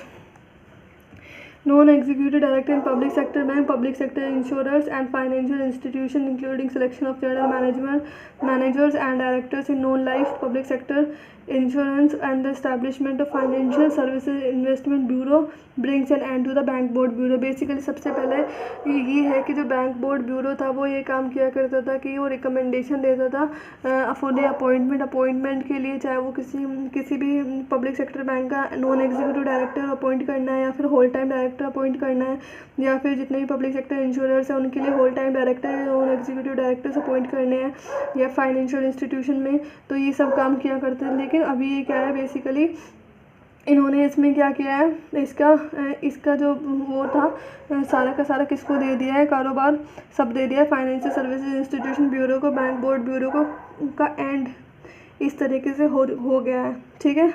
और बेसिकली जितने भी ये फाइनेंशियल इंस्टीट्यूशन है, जैसे कि बेसिकली किसके लिए, चाहे कोई जर्नल मैनेजर है, कोई नॉन एग्जीक्यूटिव डायरेक्टर है, कोई एग्जीक्यूटिव डायरेक्टर्स है, होल टाइम मेंबर है, और इन सब का अपॉइंटमेंट के लिए बेसिकली क्या होगा, ये रिकमेंडेशंस देंगे। ये जो इंस्टीट्यूशन है वो रिकमेंडेशन देगा अपॉइंटमेंट के लिए, ओके। अब इसका हेड कौन बनाया गया है, इसके चेयरमैन कौन बनाया है, इसके चेयरमैन जो बैंक बोर्ड ब्यूरो के चेयरमैन थे ना, उन्हीं को इनका हेड बना दिया गया। उनका नाम था भानु प्रताप शर्मा, उन्हीं को इसका चेयरमैन बना दिया है, भानु प्रताप शर्मा को ही उन्हीं को इसका चेयरमैन बना दिया है। और 2 ऐसे अदर मेंबर्स कौन कौन से हैं, 2 अदर मेंबर हैं और 2 अदर मेंबर कौन से हैं बेसिकली, एक तो अनिमेश चौहान, एक तो Animesh Chauhan former chairman and managing director रह चुके हैं ओरिएंटल बैंक ऑफ कॉमर्स के, ये former chairman and managing director रह चुके हैं अनिमेश चौहान, उनको मेंबर बनाया गया है। दूसरा मेंबर बनाया गया है शैलेंद्र भंडारी को, शैलेंद्र भंडारी को बनाया गया है। Shailendra Bhandari former managing director और सीईओ रह चुके हैं कहाँ के, आईएनजी वयसा बैंक के। Fine, okay, hope this much is clear. Let's move on to next news. अगली न्यूज़ क्या है, न्यूज़ नंबर 20। ओके, 1/3 हमारा कंप्लीट हो गया है, 2/3 बाकी है, स्पीड में करते हैं। सो बेसिकली एक रिपोर्ट रिलीज़ की गई है। अब रिपोर्ट रिलीज़ की है नीति आयोग ने रिपोर्ट रिलीज़ किया। रिपोर्ट का नाम क्या है, मिटिगेशन एंड मैनेजमेंट ऑफ कोविड-19, यानी कि मिटिगेशन ख़त्म करना और मैनेजमेंट किसका, मैनेजमेंट ऑफ कोविड-19 का मैनेजमेंट। और ये क्या है, ये बेसिकली कंपेंडियम है। कंपेंडियम मतलब कॉम्बिनेशन है, कंपेंडियम है जितने भी आयुष बेस्ड प्रैक्टिसेस होती है, कहाँ से, आयुष बेस्ड प्रैक्टिसेस होती है स्टेट की और जितने भी यूनियन टेरेटरीज है उनकी, ठीक है। तो compendium of Ayush based practices from states और यूनियन टेरेटरी, इस रिपोर्ट को रिलीज़ किया नीति आयोग ने, and which detail information about various Ayush based initiative and practices adopted by the states and union territories in India for containing and managing the covid outbreaks. So basically it is going to help the Niti Aayog to understand the various initiatives taken by different union territories and states, what they are doing and what they are doing in the field of mitigating and management of COVID-19. So it will help ultimately Niti Aayog to understand the action taken by the union territories and states. Fine. Or Suman Berry, who is the vice chairman of NITI Aayog, जो vice chairman है कहाँ के, नीति आयोग की, and doctor Munjapara Mahendra भाई कालू भाई, who is the minister of state for Ayush and women and child development, release the compendium. उन्होंने इस report को, इस कंपेंडियम को रिलीज़ किया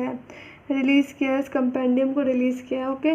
now let's move on to next news. अगली न्यूज़ क्या है, अगली न्यूज़ रिलेटेड है पीयूष गोयल से रिलेटेड। पीयूष गोयल कौन है, यूनियन मिनिस्टर है, पता है, okay. Piyush Goyal union minister है, उन्होंने लॉन्च किया है 3 दिन का ग्रैंड हैकाथन, 3 डेज़ का ग्रैंड हैकाथन लॉन्च किया है। और ये ग्रैंड हैकाथन है क्या, ये बेसिकली एक हाइब्रिड इवेंट है, बेसिकली एक हाइब्रिड इवेंट है और फिज़िकल इवेंट के साथ होना है। कहाँ पे होना है, बॉम्बे स्टॉक एक्सचेंज, जहाँ पे कहाँ पे है बॉम्बे स्टॉक एक्सचेंज, मुंबई में, महाराष्ट्र में ये बॉम्बे स्टॉक एक्सचेंज है और यहाँ पे ये इवेंट होना है। और इसको ऑर्गेनाइज़ किसने किया है, इस ग्रैंड हैकाथन को ऑर्गेनाइज़ किया है by open network for digital commerce ने इसको ऑर्गेनाइज़ किया है। ये एक प्रोजेक्ट है, किसके अंदर, project initiated by the open network for digital commerce ने, open network for digital commerce, इसने ये ऑब्ज़र्व किया है। और ये एक इनिशिएटिव है जो काम कर रहा है, किसके अंदर काम कर रहा है, ये इनिशिएटिव काम कर रहा है under the department of promotion of industry and internal trade in collaboration with NABARD, national bank for agriculture and rural development के साथ कोलैबोरेशन में open network for digital commerce work कर रहा है और इसने इसको ऑर्गेनाइज़ किया है। एंड बेसिकली जो ग्रैंड हैकाथन है डिवाइड किया गया 2 पार्ट में। Grand hackathon is divided into 2 categories, 2 categories में डिवाइडेड है। और पहली कैटेगरी क्या है, एग्री ग्रांट चैलेंज, और दूसरी कैटेगरी क्या है, एग्री इनोवेशन हैकाथन। तो ये 2 इसके चैलेंजेस है, एग्री ग्रांट चैलेंज और agri innovation hackathon which will highlight the ideas to support the adoption of e-commerce in the agricultural sector, and basically its aim is to build an open network for buyers and sellers to democratize the current e-commerce ecosystem, particularly the farmers, producers organization, mandis, processors, exporters, MSME and the small retailers. So basically जो इसका M है, इस जो grand hackathon है, इसका basic M यही है कि ओपन नेटवर्क खोला जाए बायर्स के लिए भी, एक ओपन नेटवर्क खोला जाए बायर्स के लिए भी, जो बेचने वाले हैं उनके लिए भी, और जो ख़रीदने वाले हैं सेलर्स के लिए भी, उस सब के लिए खोला जाए, जिससे वो जो करंट ई कॉमर्स इकोसिस्टम चल रहा है उसको डेमोक्रेटाइज़ किया जा सके करंट ई कॉमर्स इकोसिस्टम जो करंट में अभी फ़िलहाल में ई कॉमर्स इकोसिस्टम चल रहा है, करंट ई कॉमर्स इकोसिस्टम चल रहा है। फाइन, ओके, होप आपको ये क्लियर होगा अच्छे से। Now let's move on to next news. अगली न्यूज़ पर आ जाते हैं।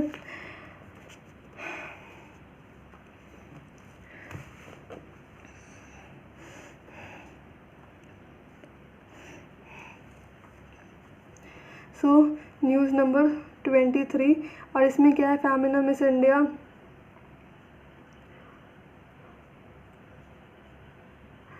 नो 22 न्यूज़ क्या है, 22 है securities and exchange board of India से, securities and exchange board of India से रिलेटेड है, जो कैपिटल मार्केट रेगुलेटर है। क्या है,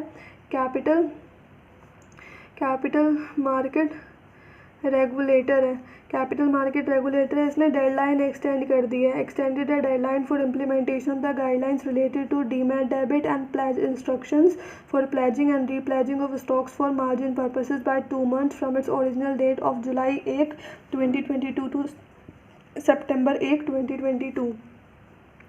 Fine. So Securities and Exchange Board of India, which is the capital market regulator, has extended the deadline बढ़ा दी है किसके लिए, इम्प्लीमेंटेशन ऑफ द गाइडलाइंस, यानी कि जो वो गाइडलाइंस इम्प्लीमेंट करने वाला था किसके related, for the implementation of guidelines, यानी कि जो कुछ वो गाइडलाइंस इम्प्लीमेंट करने वाला था और उसको इम्प्लीमेंट करने की डेडलाइन बढ़ा दी है।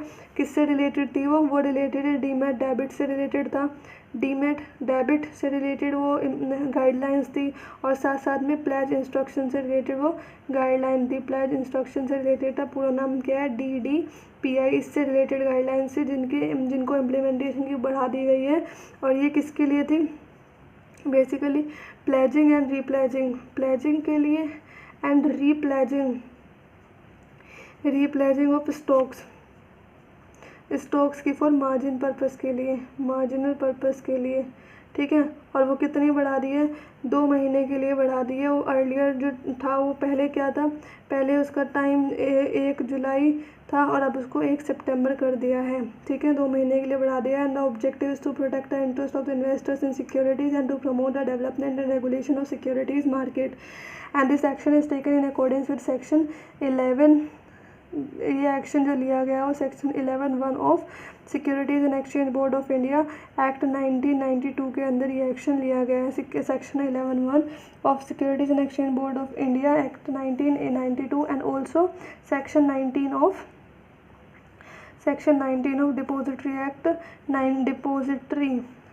डिपोजिटरी एक्ट 1996, इसके अंदर ये एक्शन लिया गया है। Fine, now move on to next news. Next news क्या है, अगले न्यूज़ रिलेटेड है फेमिना मिस इंडिया वर्ल्ड से रिलेटेड, Femina Miss India World 2022, Femina Miss India World 2022। और ये रिपोर्ट रिपोर्ट नहीं है यार, ये फेमिना मिस इंडिया का टाइटल है, मिस इंडिया वर्ल्ड का टाइटल। इसको जीता किसने, शिनी शेट्टी ने जीता है। और शिनी शेट्टी कहाँ की है, शिनी शेट्टी कर्नाटका की है, शिनी शेट्टी कर्नाटका की है। और इन्हें ये 58th एडिशन था फेमिना मिस इंडिया वर्ल्ड 2022 का, और 58वें एडिशन में Sini Shetty which of Karnataka has won this award. कहाँ पे, ओके। और बेसिकली इसको ये हुआ था जियो वर्ल्ड कन्वेंशन सेंटर पे, कहाँ पे, जियो वर्ल्ड कन्वेंशन सेंटर इन मुंबई, यहाँ पे ये इवेंट हुआ था, ओके। और अदर जो विनर्स हैं वो कौन कौन से हैं, अदर विनर्स जो बाकी विनर कौन कौन से, जो फर्स्ट रनर अप रही है, फर्स्ट रनर अप जो रही है उनका नाम है, राजस्थान की है, उनका नाम है रूबल शेखावत, रूबल शेखावत, रूबल शेखावत। और ये फर्स्ट रनर अप रही है और ये कहाँ की है, ये राजस्थान की है, राजस्थान की है। और जो सेकंड रनर अप रही है, सेकंड रनर अप रही है शिनाता चौहान, शिनाता चौहान, शिनाता चौहान। और ये कहाँ की है, ये यूपी की है, ये यूपी की है। तो क्या है, तो सिने सेठी जो है वो कर्नाटका की है, उसने 58 एडिशन जो है वो किया है। और फर्स्ट रनर अप रही है Rubal Shekhawat of Rajasthan and second runner up is Shinata Chauhan of UP. Fine, hope आपको क्लियर होगा। Now let's move on to next news. अगली न्यूज़ क्या है, अगली न्यूज़ है related to basically former Karnataka के चीफ मिनिस्टर थे जिनका नाम था एस एम कृष्णन, ठीक है, जिनका नाम था एस एम कृष्णन। उसके साथ साथ में इन्फोसिस के फाउंडर है और आईटी इंडस्ट्री के वेटरन है, आईटी इंडस्ट्री के वेटरन है जिनका नाम है एनआर नारायण मूर्ति, ठीक है। ऑल्सो बैडमिंटन प्लेयर जिनका नाम है प्रकाश पादुकोण। तो इन तीनों को क्या मिला है, दे 3 of them have been selected for the first edition of Kempegowda international award, यानी कि केम्पेगौड़ा इंटरनेशनल अवार्ड के लिए इनको इंटरनेशनल अवार्ड के लिए इनको सेलेक्ट कर लिया गया है, ओके। और इसको इंस्टीट्यूट किसने किया था, इसको इंस्टीट्यूट किया था कर्नाटका गवर्नमेंट ने इसको इंस्टीट्यूट किया था, ओके बेसिकली। और ये किसके ऑनर में किया जा रहा है, केम्पेगौड़ा इंटरनेशनल अवार्ड 2022 ये किए जा रहा है केम्पेगौड़ा के ऑनर में, और केम्पेगौड़ा जो थे ये फाउंडर थे बेंगलुरु सिटी के फाउंडर थे। और इनके ऑनर में ये अवार्ड दिया जा रहा है। And the committee headed by startup vision group head Prashanth Prakash has been constituted by the government to nominate candidate for the award, okay fine. Now let's move on to next news. Next news क्या है, next news is related to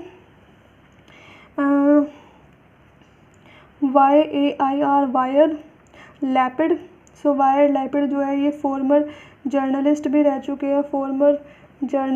चुके हैं और also leader भी है, ठीक है। और इनको now he has become the 14th prime minister of Israel, यानी कि ये इज़राइल के 14वें प्राइम मिनिस्टर बने हैं। प्राइम मिनिस्टर कौन से बने, 14वें प्राइम मिनिस्टर बने हैं। और इन्होंने रिप्लेस किया है नफ्ताली बेनेट को, रिप्लेस किया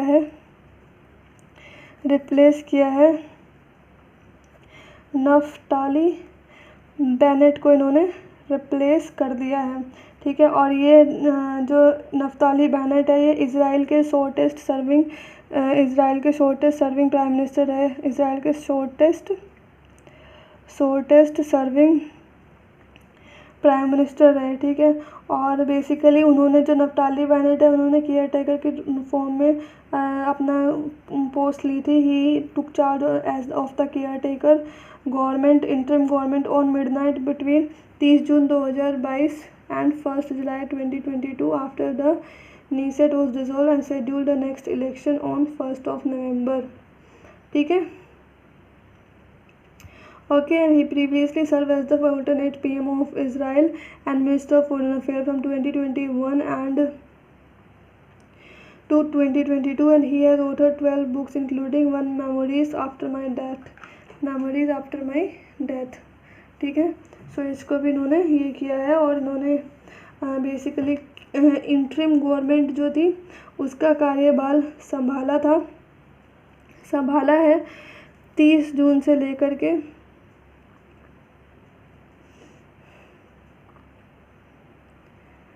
देखिए सुनिए समझिए, जो वायर लेपर्ड है वो 14 प्राइम मिनिस्टर बने हैं इज़राइल के। ये शॉर्टेस्ट सर्विंग इज़राइल ये नहीं है, वायर लेपर्ड जो है ये बने हैं इंडिया के शॉर्टेस्ट सर्विंग पीएम कब तक के लिए? 30 जून से लेकर के 30 जून से लेकर के 1 जुलाई तक के बीच में, ठीक है। और क्यों? क्योंकि जो इलेक्शन वो है वो डिज़ोल्व हो चुका है और पार्लियामेंट डिज़ोल्व हो चुकी है, और उसके बाद में जो नेक्स्ट इलेक्शन होने वाले हैं वो 1 नवंबर को होने वाला है। 1 नवंबर 2022 को इलेक्शन होने वाला है, तो इसीलिए उन्हें शॉर्टेस्ट सर्विंग प्राइम मिनिस्टर बने हैं वो। और उन्होंने बहुत सारे बुक्स भी लिखे हैं, जैसे memories after my death. Fine, now let's move on to next news. अगली न्यूज़ क्या है देखते हैं। अगर नेक्स्ट 1 घंटे में अगर हमारा कंप्लीट हो जाए तो ठीक है, नहीं तो हम फिर कल ख़त्म करेंगे, क्योंकि बाकी चीज़ें भी ख़त्म करनी है और एक ही चीज़ को पूरा टाइम नहीं दिया जा सकता है। ओके, तो 25 हो चुके हैं। कोशिश करेंगे कि हम अगले 1 घंटे में बाकी बचे हुए सारी कंप्लीट करें। नेक्स्ट न्यूज़ क्या है? नेक्स्ट न्यूज़ है 26 न्यूज़ है। इसमें एक बुक है, बुक, और बुक का ऑथर कौन है?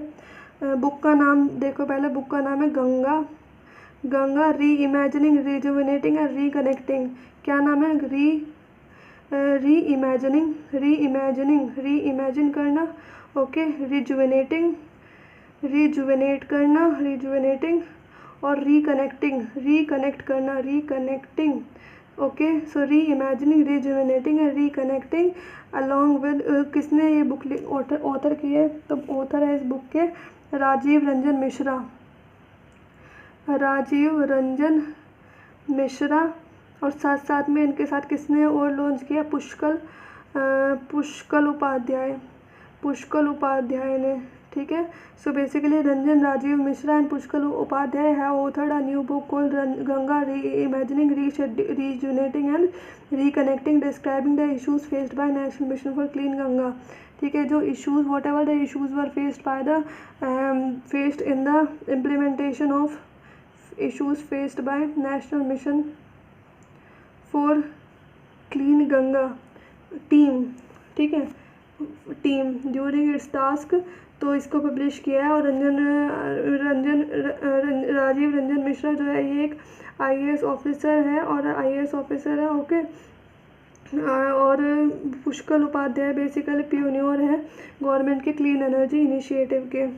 Fine, now let's move on to next news. Next news क्या है?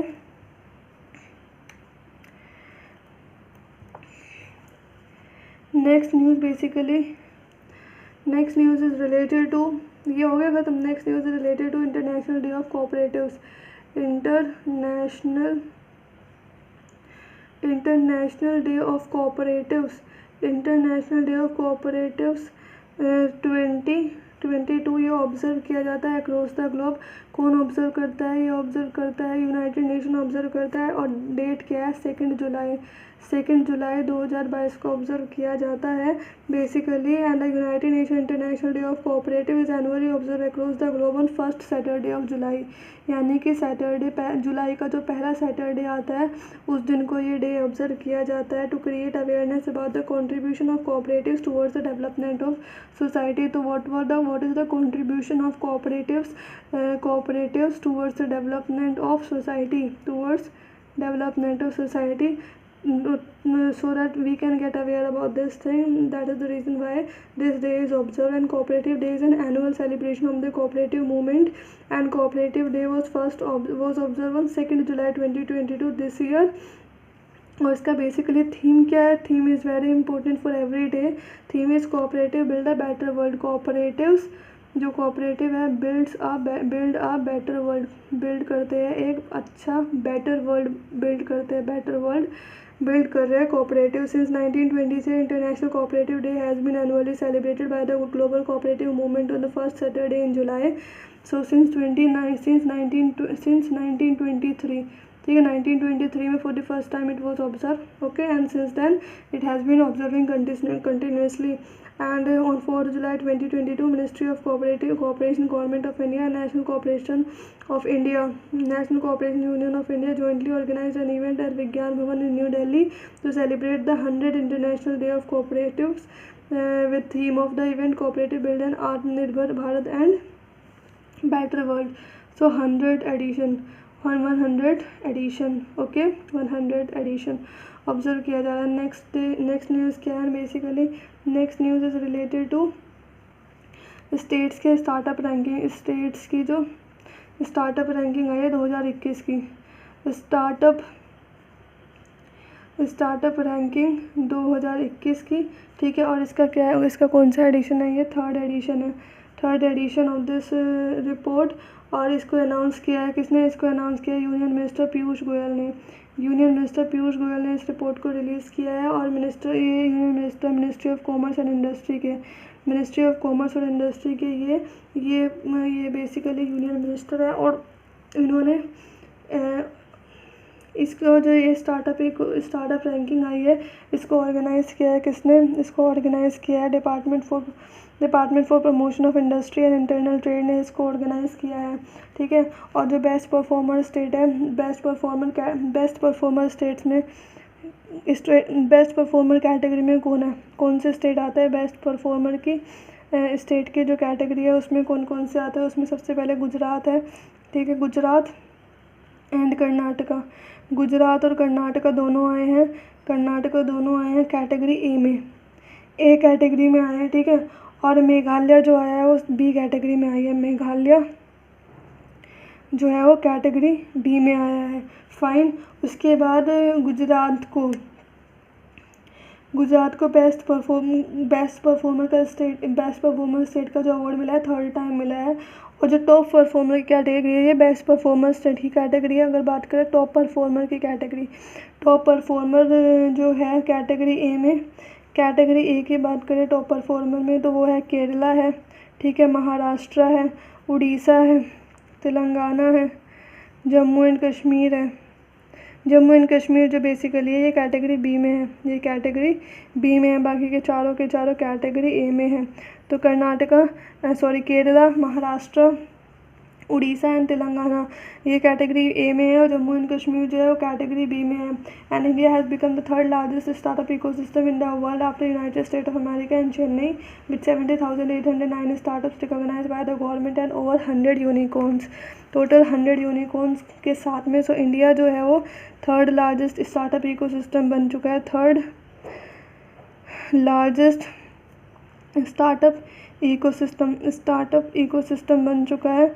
और फर्स्ट पोजीशन पे क्या है, फर्स्ट पोजीशन पे यूएसए है, सेकंड पोजीशन पर जो है चाइना है, ये थर्ड पोजीशन पे कैसे है, क्योंकि इसमें 70,809 टोटल स्टार्टअप्स है, ओके, टोटल स्टार्टअप्स है। और ऑल्सो इसके साथ साथ में कम से कम 100 यूनिकॉर्न्स भी है, 100 यूनिकॉर्न्स भी है, फाइन, ओके। होप आपको ये क्लियरली समझ आया होगा। अब आ जाते हैं नेक्स्ट न्यूज़ पर। नेक्स्ट न्यूज़ क्या है,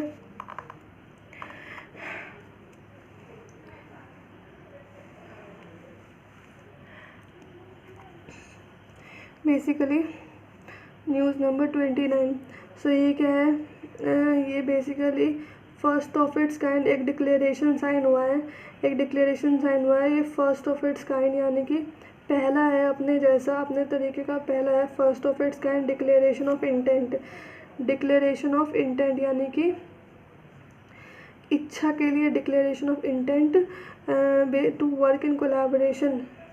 डिक्लेरेशन ऑफ इंटेंट साइन हुआ है कि हम कोलैबोरेशन में काम करना चाहते हैं, ये कौन से स्टेट ने किया है basically.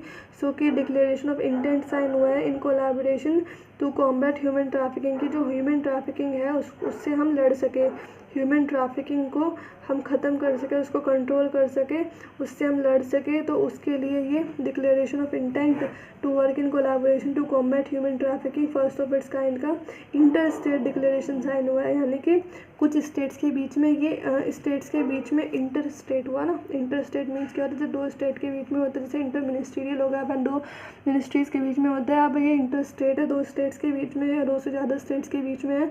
Declaration of intent to combat in collaboration with to combat human trafficking को ख़त्म करने के लिए, ओके। और इसको साइन किया है women and child welfare representatives ने, वुमेन्स एंड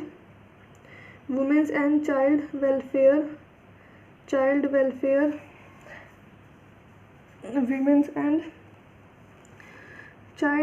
वेलफेयर रिप्रेजेंटेटिव ने किया है। और 6 ऐसे स्टेट है, 6 Indian state. Okay, just give me a second. Yeah so 6 ऐसे स्टेट्स हैं। वो स्टेट्स कौन कौन से हैं? सबसे पहला स्टेट है बेसिकली आंध्र प्रदेश, आंध्र प्रदेश, ठीक है। सेकंड नंबर पे है कर्नाटका, थर्ड नंबर पे है केरला, फोर्थ नंबर पे है उड़ीसा, फिफ्थ नंबर पे है तमिलनाडु एंड सिक्स नंबर पे है तेलंगाना, 6 नंबर पे है तेलंगाना। तो ये ऐसे 6 स्टेट्स हैं जिन्होंने ये एग्रीमेंट साइन किया है, ये डिक्लेरेशन साइन किया। इंटेंट यानी खुद की इच्छा है ऐसा करने की, to combat human trafficking and the Telangana government hosting the event in partnership with non profit organization Prajwala and Shakti Vahini. तो Telangana is going to host this event, host करने वाली है इस इवेंट को। और किसके साथ मिलके करने वाली है? प्रज्वाला के साथ मिलके प्लस शक्ति वाहिनी के साथ मिलके, शक्ति वाहिनी के साथ मिलके ये कर रहे हैं। द कॉन्फ्रेंस वो सपोर्टेड बाय, ये जो कॉन्फ्रेंस हो रही है इसको कॉन्फ्रेंस को सपोर्ट कौन करेगा? इस कॉन्फ्रेंस को सपोर्ट किया जाएगा यूएस कंसल्टेट जर्नल के through. Supported by home? Support किया जा रहा है यूएस कंसलेट जर्नल जो हैदराबाद में बेस्ड है। फाइन। और इसको जो ये डिक्लेरेशन हुआ है इसको हैदराबाद डिक्लेरेशन भी बोला जाता है, हैदराबाद डिक्लेरेशन भी बोला जाता है। Fine. Now let's move on to next news. Next news क्या है? 30, यानी कि 1/2 ख़त्म हो गया है, 1/2 बाकी है। Okay fine.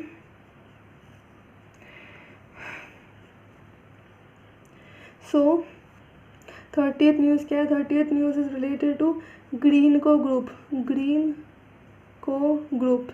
ग्रीनको ग्रुप जो है उसने एक मेमोरेंडम ऑफ अंडरस्टैंडिंग साइन किया है। किसके साथ साइन किया? आईआईटी हैदराबाद के साथ। आईआईटी हैदराबाद के साथ ग्रीनको ग्रुप ने एक मेमोरेंडम ऑफ अंडरस्टैंडिंग साइन किया है to launch Greenko school of sustainable science and technology. Basically क्या करने के लिए? लॉन्च करने के लिए, इन्होंने लॉन्च करने के लिए ग्रीनको स्कूल, नाम इम्पोर्टेंट है, Greenko school of science and technology, Greenko school of sustainable science and technology.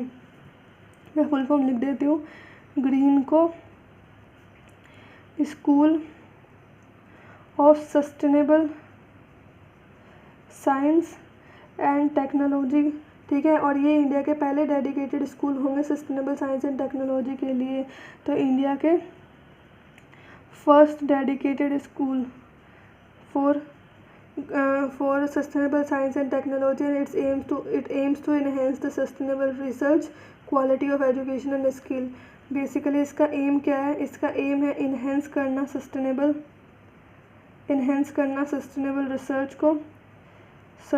Research को इन्हेंस करना, साथ साथ में क्वालिटी ऑफ एजुकेशन की क्वालिटी को बढ़ाना और साथ साथ में स्किल्स को बढ़ाना, ठीक है। इन सब के लिए इन्हेंस करना सस्टेनेबल रिसर्च को इन्हेंस करना, क्वालिटी ऑफ एजुकेशन को बढ़ाना और साथ साथ में स्कूल्स को बढ़ाना।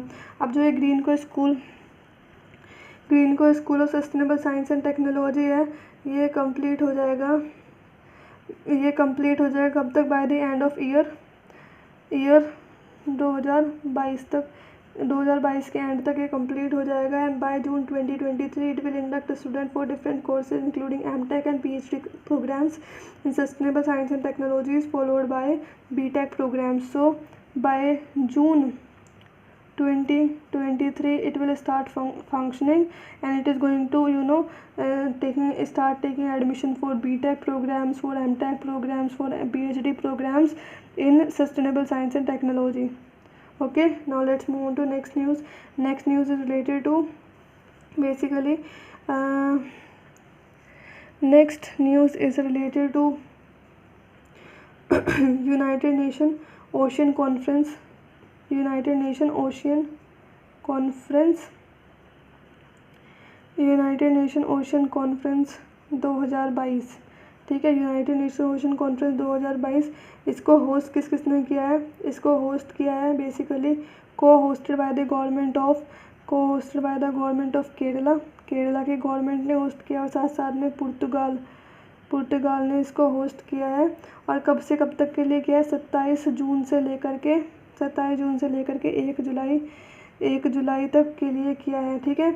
और basically United nation ocean conference का ओवरऑल थीम क्या है, थीम इम्पोर्टेंट होता है, तो यूनाइटेड नेशन ओशन कॉन्फ्रेंस का ओवरऑल थीम है scaling up ocean actions based on science and innovation for the implementation of goal 14 stock taking partnership and solution। बड़ा लंबा सा थीम है पर आपको पता तो होना चाहिए, यानी कि ओशन एक्शंस को स्केल अप किया जाए, स्केल अप बढ़ाया जाए ओशन एक्शन को, scaling up ocean actions on based on science and innovation which are based on science and innovation, so scaling up ocean action based on science and innovation for the implementation of goal 14, for implementation of goal 14। and what is goal 14? Goal 14 is stock taking partnership and solution, stock taking partnership and solution, okay। and Union Minister Dr. Jitendra Singh, Minister of State independent charges for the Ministry of Science and Technology and Earth Science, attended the United Nations Ocean Conference in Lisbon in Portugal, okay। और 2022 का United nation ocean conference है, basically उसने propose किया है blue deal propose किया है। जो United nation ocean conference है, यूनाइटेड नेशन का जो ओशन कॉन्फ्रेंस है, इसने प्रपोज़ किया है ब्लू डील को प्रपोज़ किया है which would enable the sustainable use of ocean resources for economic growth. और ऑल्सो जो United Nation education and scientific culture education है, उसने भी उसने लॉन्च किया है its key states of the ocean report 2022 pilot edition. तो ये भी इम्पोर्टेंट है कि जो United Nation education and Scientific and Cultural Organization है, इसने क्या किया है, इसने state of the ocean report, जो ओशन है उसकी कंडीशन क्या है, उसके ऊपर एक रिपोर्ट निकाली है और ये पायलट एडिशन है, okay fine, hope it is clear.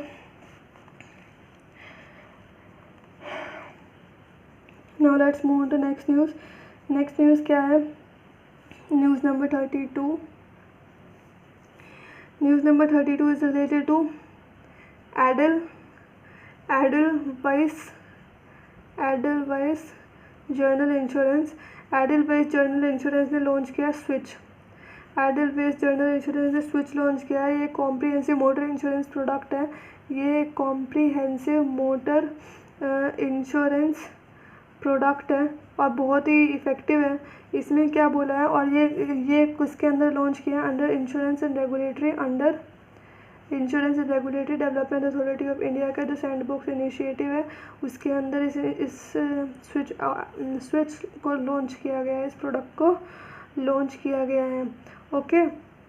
So switch is an application that is completely digital, India's first mobile telematics based motor policy which detects motion and automatically activates insurance when the vehicle is driven. This helps customers to pay only for how much they drive, okay। So switch basically is a completely digital product or completely digital application, and it is the India's first mobile telematics, it is India की first mobile telematics based motor policy which detects motion and automatically activates insurance when the vehicle is driven, and this helps the customers to pay only for how much they drive। And otherwise insurance journal insurance basically इसके जो executive director है और chief executive officer है, उनका नाम है शनाई घोष। और इसके जो हेडक्वार्टर है, इसका हेडक्वार्टर मुंबई में है, मुंबई महाराष्ट्र में इसका हेडक्वार्टर है, fine. Now let's move to next news. अगली न्यूज़ क्या है, अगली news is related to HDFC bank. HDFC bank से रिलेटेड है। HDFC bank basically receive no objection letter from Reserve Bank of India merging HDFC limited and HDFC bank, क्योंकि HDFC bank basically merger कर रहा है किसके साथ, HDFC limited के साथ, HDFC लिमिटेड के साथ मर्जर कर रहा है, तो इसमें एनओसी मिल गया है उसको रिजर्व बैंक ऑफ इंडिया से, got the Reserve Bank no objection letter from Reserve Bank of India. Also Bombay stock exchange ने भी उसको एनओसी प्रोवाइड कर दिया है और नेशनल स्टॉक एक्सचेंज ने भी उसको एनओसी प्रोवाइड कर दिया है for the proposed merger whatever they are doing. And Reserve Bank of India, Bombay stock exchange and National Stock Exchange, all of them have approved the no objection certificate for HDFC Bank, and the board of HDFC Bank agreed to take over HDFC with a deal of around 40 billion। तो total deal जो हुई है इसमें 40 billion US dollar की 40 billion US dollar की deal हुई है। और ये बेसिकली ये लार्जेस्ट है इंडिया के कॉरपोरेट सेक्टर में, ये लार्जेस्ट डील हुई है इंडिया के कॉरपोरेट इंडस्ट्री में और हिस्ट्री में, इंडिया की कॉरपोरेट हिस्ट्री में ये सबसे बड़ी डील हुई है, जिसमें बेसिकली जो नई एंटिटी होगी, जो नई अब जो नई एंटिटी बनने वाली है HDFC बैंक की, उसकी टोटल वर्थ होगी 169 billion US dollar market capitalization और सेकंड लार्जेस्ट होगी इंडिया की, ओके फाइन।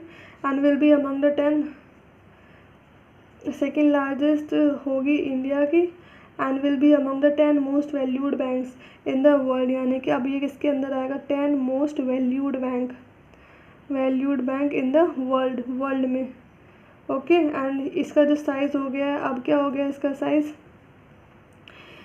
साइज़ हो गया है अब 2 into ICICI बैंक का जो साइज़ है उसका दुगना साइज़ हो गया है, जो second largest private sector bank था कंट्री का, okay fine. Now let's move to next news. Next news क्या है? नेक्स्ट न्यूज़ है जो मिनिस्ट्री ऑफ फाइनेंस है। Ministry of finance basically announce the completion of strategic disinvestment transaction for Nilachal Ispat Nigam limited with the transfer of 93.71 share of the joint venture partners for central public sector enterprises and 2 Odisha government public sector undertaking to the strategic buyer Tata Steel Long Product Limited, a subsidiary of Tata Steel Limited। So ministry of finance ने announce कर दिया है कि disinvestment जो चल रहा था, disinvestment का जो ट्रांजेक्शन था, किसके लिए? डिसइन्वेस्टमेंट का जो ट्रांजेक्शन चल रहा था नीलांचल इस्पात निगम लिमिटेड के लिए, जिसमें हम वो क्या कर रहे थे, गवर्नमेंट ने अपने 93.71% शेयर जो थे वो किसको शेयर जो थे of the joint venture partners, और इसमें जॉइंट वेंचर्स पार्टनर भी थे with the transfer of 93.71% share of the joint ventures partners. तो जॉइंट वेंचर्स पार्टनर कौन कौन से थे? 4 सेंट्रल पब्लिक सेक्टर अंडरटेकिंग थी और साथ में 2 उड़ीसा गवर्नमेंट के पब्लिक सेक्टर अंडरटेकिंग थे। तो इन दोनों का मिला के स्ट्रैटेजिक बायर जो है टाटा स्टील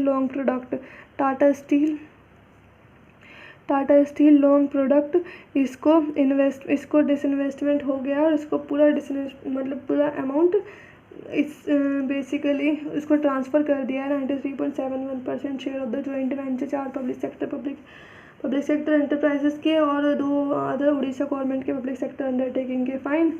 और जो टाटा स्टील है उसने कितनी मार्केट वैल्यू दी है? 12,100 रुपये दी है पूरे के पूरे डिसइन्वेस्टमेंट के प्रोसेस से। अब जो नीलांचल इस्पात निगम लिमिटेड है ये कहाँ पे था? ये हेडक्वार्टर इसका लोकेटेड कहाँ पे है? ये लोकेटेड था उड़ीसा के जजपुर ऑफ उड़ीसा के जजपुर में ये लोकेटेड था। और साथ में इसके चेयरमैन कौन थे? इसके चेयरमैन थे जे रविशंकर किसके चेयरमैन थे? जे रविशंकर इसके चेयरमैन थे, okay fine. Now let's move to next news. अगली न्यूज़ पे आ जाते हैं।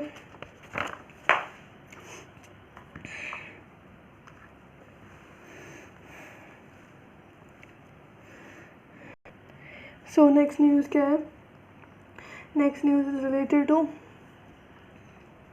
इंडिया का 35th न्यूज़ है। 35th news is related TiHAN basically TiHAN क्या है? TiHAN is the India's first autonomous navigation facility, India की पहली ऑटोनोमस नेविगेशन फैसिलिटी है, इंडिया की पहली ऑटोनोमस नेविगेशन फैसिलिटी है। Okay, and it was launched bye home, it was launched bye Jitendra Singh. Jitendra Singh ने इसको लॉन्च किया। Who is the union minister of state for science and technology, union minister of state for science and technology के लिए, ठीक है। और कौन से इंस्टीट्यूट में इसको लॉन्च किया गया है, तिहान को कौन से इंस्टीट्यूट में लॉन्च किया गया है, ये लॉन्च किया गया है आईआईटी हैदराबाद में। आईआईटी हैदराबाद में इसको लॉन्च किया गया है। The union minister of state independent charges of science and technology Jitendra Singh has launch the India's first autonomous navigation facility TiHAN, that is technology innovation hub on autonomous navigation for aerial and terrestrial with a budget outlay of 130 crore rupees at the Indian Institute of Technology Hyderabad campus. And what do you know about Tihan? Tihan basically Tihan is the national mission on interdisciplinary cyber physical system. Tihan a multidisciplinary initiative of IIT Hyderabad. ये क्या है? National mission है,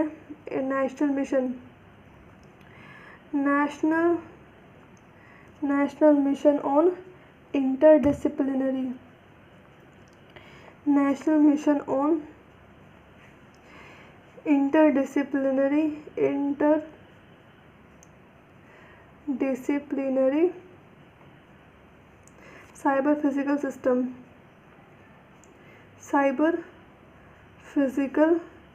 system, okay. And Tihan is developed and deploying a real-time CPS system by utilizing autonomous unmanned aerial vehicles and ground or surface vehicle for many application sectors of national importance. So Tihan is developing and deploying a real-time CPS system. Tihan जो है वो develop भी कर रहा है और deploy भी कर रहा है रियल टाइम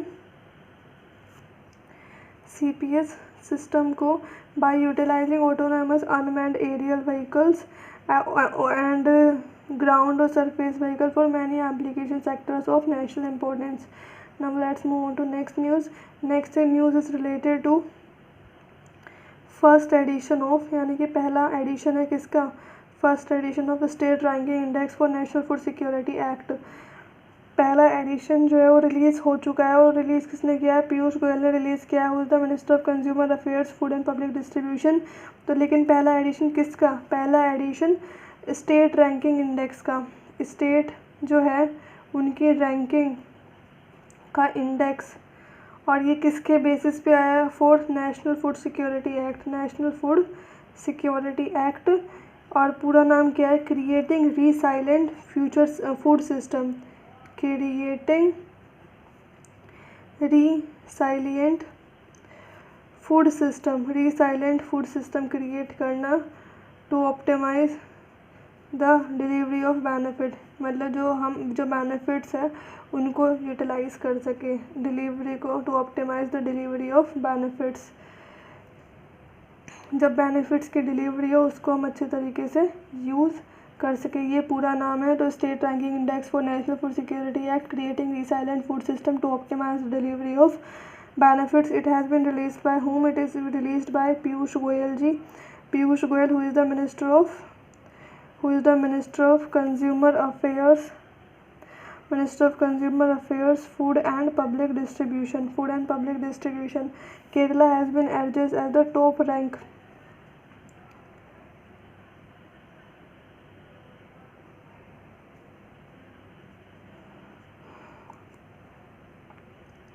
ओके। सो इसमें जो टॉप रैंक आई है वो किसकी आई है? उड़ीसा की आई है, नॉट केरला, केरला की नहीं है। उड़ीसा स्टेट जो है उसकी टॉप रैंक आई है।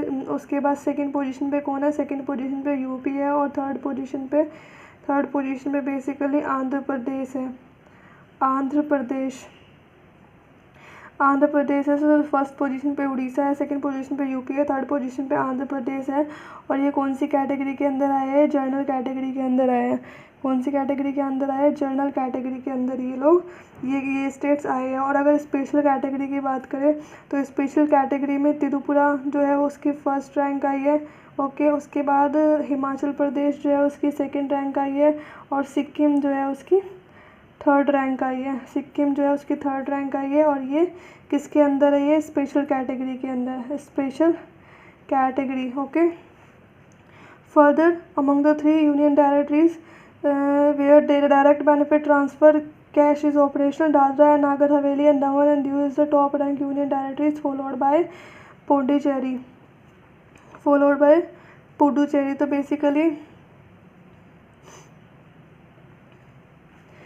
3 यूनियन टेरिटरीज की कैटेगरी में, जो यूनियन टेरिटरीज की कैटेगरी है उसमें basically Dadra and Nagar Haveli, Daman and Diu, ये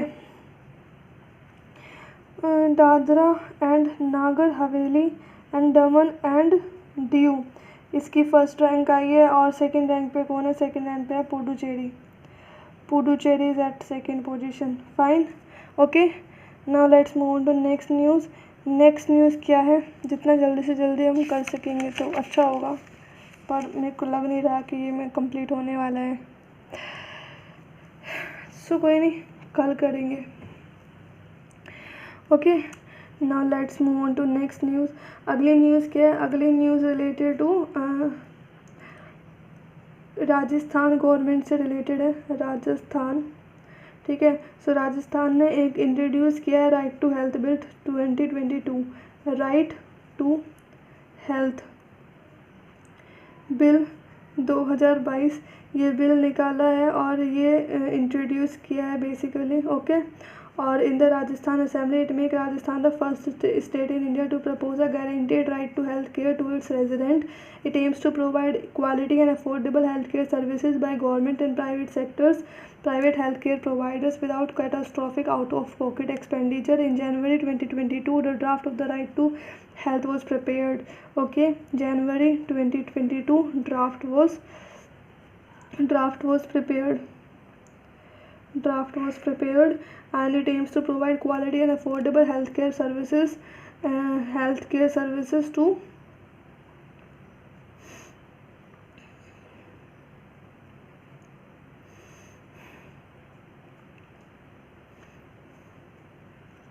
बेसिकली इसकी वजह से राजस्थान जो है पहला ऐसा स्टेट बन गया है जो गारंटीड यानी कि पूरी गारंटी के साथ हेल्थ केयर की राइट प्रोवाइड कर रहा है अपने रेजिडेंट को। ओके, पहला ऐसा स्टेट बन गया है जिसने गारंटीड मतलब हर हाल में वो हेल्थ केयर फैसिलिटी मिलेगी। तो right to health care to its resident, उसके निवासियों के लिए basically guaranteed right to health care दे रहा है टू इट्स रेजिडेंट्स, उसके रेजिडेंट्स को। Fine, now let's move on to next news. Next news क्या है? नेक्स्ट न्यूज़ जो है वो रिलेटेड है उत्तर प्रदेश से। So UP Uttar Pradesh has become the first state, Uttar Pradesh जैसे गुजरात पहला स्टेट ऐसा बना है जो गारंटीड राइट दे रहा है अपने हेल्थ केयर की फैसिलिटी को अपने रेजिडेंट्स को। ओके, और ऐसे ही same, wait for a second,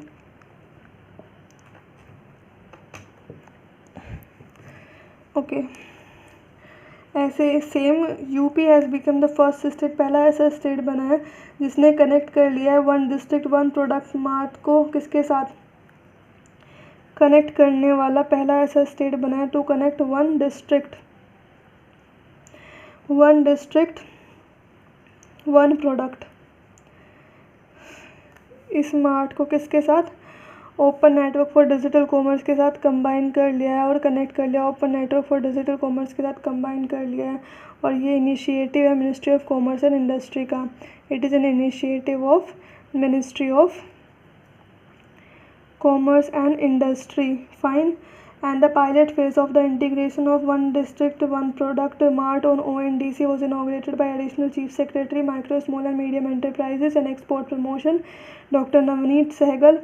ONDC aims to increase the revenue and access to finance by micro food processing units of India, and the products under ONDC will be displayed on all the e-commerce portals and apps that are associated with ONDC. Fine, hope you understand what they are trying to say here is that the open network for digital commerce basically its aim to increase the revenue revenue and access to revenue बढ़ा सके और finance दे सके जितने micro food processing industries है, units है India की, उनको।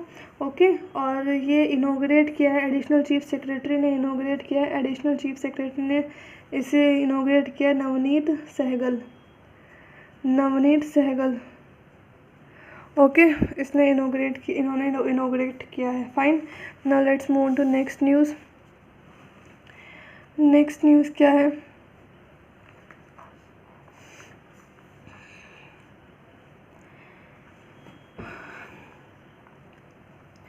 Next news is related to Niti आयोग।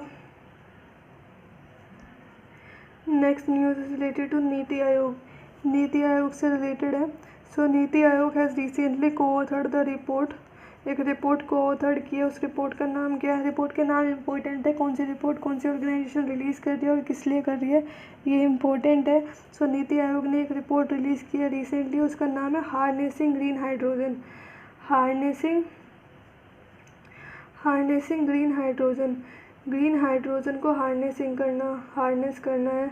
ओके, और अब पूरा नाम क्या है? Harnessing green hydrogen opportunities for deep decarbonisation in India. एक अपॉर्चुनिटी है, opportunities for deep decarbonisation in India, deep decarbonisation के लिए इंडिया में। So opportunities for deep decarbonisation in India, harnessing green hydrogen, opportunities for deep decarbonisation in India. ये क्या है? ये पूरी की पूरी एक रिपोर्ट है। ओके, और इसको को-ऑथर्ड किया है किसके साथ मिलके? रॉकी माउंटेन इंस्टीट्यूट के साथ मिलके, दोनों ने मिलके लॉन्च किया है रॉकी माउंटेन इंस्टीट्यूट। इस दोनों ने मिलकर इस रिपोर्ट को रिलीज़ किया है, harnessing green hydrogen opportunities for deep decarbonisation, यानी डिकार्बोनाइजेशन हो इंडिया में।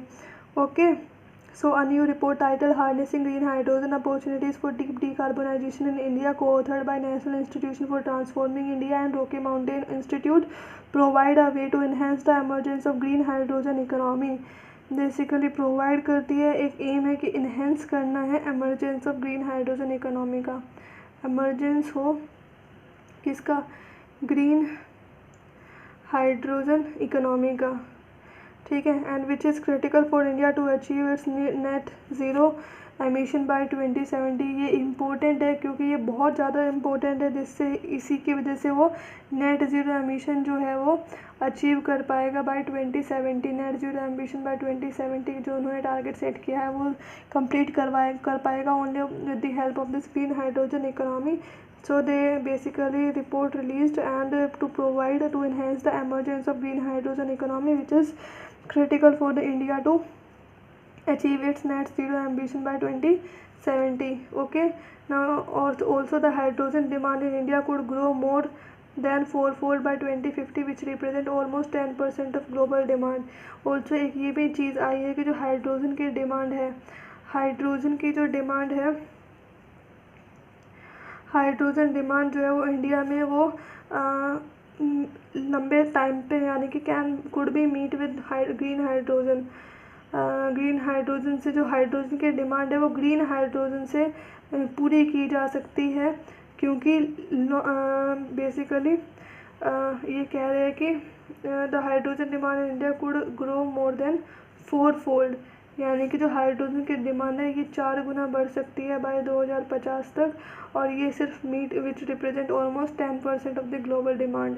10% है ये, ग्लोबल डिमांड का 10% होगी जो इंडिया को चाहिए होगा। The majority of the demand for hydrogen in India could be met with green hydrogen in the long term, which while its value reaches $8 billion by 2030। और जो इसकी वैल्यू है, इसकी जो वैल्यू है हाइड्रोजन की वो कितनी पहुंच जाएगी? $8 billion पहुंच जाएगी बाय 2030 तक। इसकी जो वैल्यू है, उसकी जो बेसिकली वैल्यू है वो पहुंच जाएगी $8 billion तक पहुंच जाएगी। Fine, now let's move on to 40th। Okay, so आज हम 40 तक कंप्लीट करते हैं, बाकी के 20 हम कल ख़त्म करेंगे because time is not permitting me to complete the task.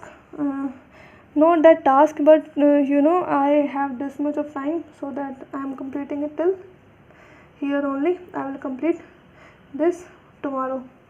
So 40th news क्या है? 40th news is related to Dr. L. Murugan, okay, who is the Minister of State for Fisheries, Animal Husbandry and Dairying. Who is the Minister of State?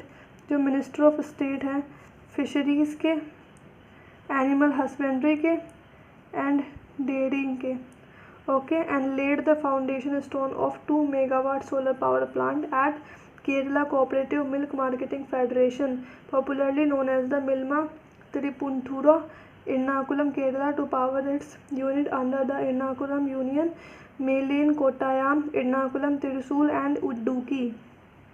समझ रहे हो? So doctor L Murugan, जो minister of state of fisheries और animal husbandry के, उन्होंने foundation stone निकाला है किसका? लेड किया है, यानी कि शुरू किया है फाउंडेशन स्टोन को, फाउंडेशन स्टोन इनोग्रेट किया है 2 मेगावाट सोलर पावर प्लांट का, सोलर पावर प्लांट का। कहाँ पे? Kerala cooperative milk marketing federation में, Kerala cooperative milk marketing federation में, जिसे मिल्मा त्रिपुनिथुरा एर्नाकुलम केरला भी कहा जाता है, basically to power its unit under the Ernakulam union. जो उसके यूनिट्स हैं Kerala cooperative milk marketing federation, इसकी जो यूनिट्स है उसको पावर देने के लिए, टू पावर इट्स यूनिट, उसकी जो यूनिट्स है उसको पावर देने के लिए, ओके। और ये कहाँ कहाँ पे है इसकी यूनिट्स? इसकी यूनिट कोट्टायाम में है, कोट्टायाम में इसकी यूनिट है। इसकी यूनिट एर्नाकुलम में है, एर्नाकुलम में इसकी यूनिट है। इसकी यूनिट थिरसूल में है, थिरसूल में इसकी यूनिट है। और इसकी यूनिट इडुक्की में भी है, इडुक्की में भी है, ठीक है। तो ये 4 जगह पे है, okay. And the Milma dairy plant Ernakulam is set to become India's first fully solar powered dairy plant at the cost of 11.5 crore rupees. जो मिल्मा डेयरी प्लांट है, Milma dairy plant, Milma dairy plant जो है, जो एर्नाकुलम में है, बेसिकली ये इंडिया का पहला fully solar powered plant, dairy plant बनेगा। मिल्मा डेयरी प्लांट एर्नाकुलम में जो है वो इंडिया का फर्स्ट पहला फुल्ली, पूरी तरीके से सोलर पावर्ड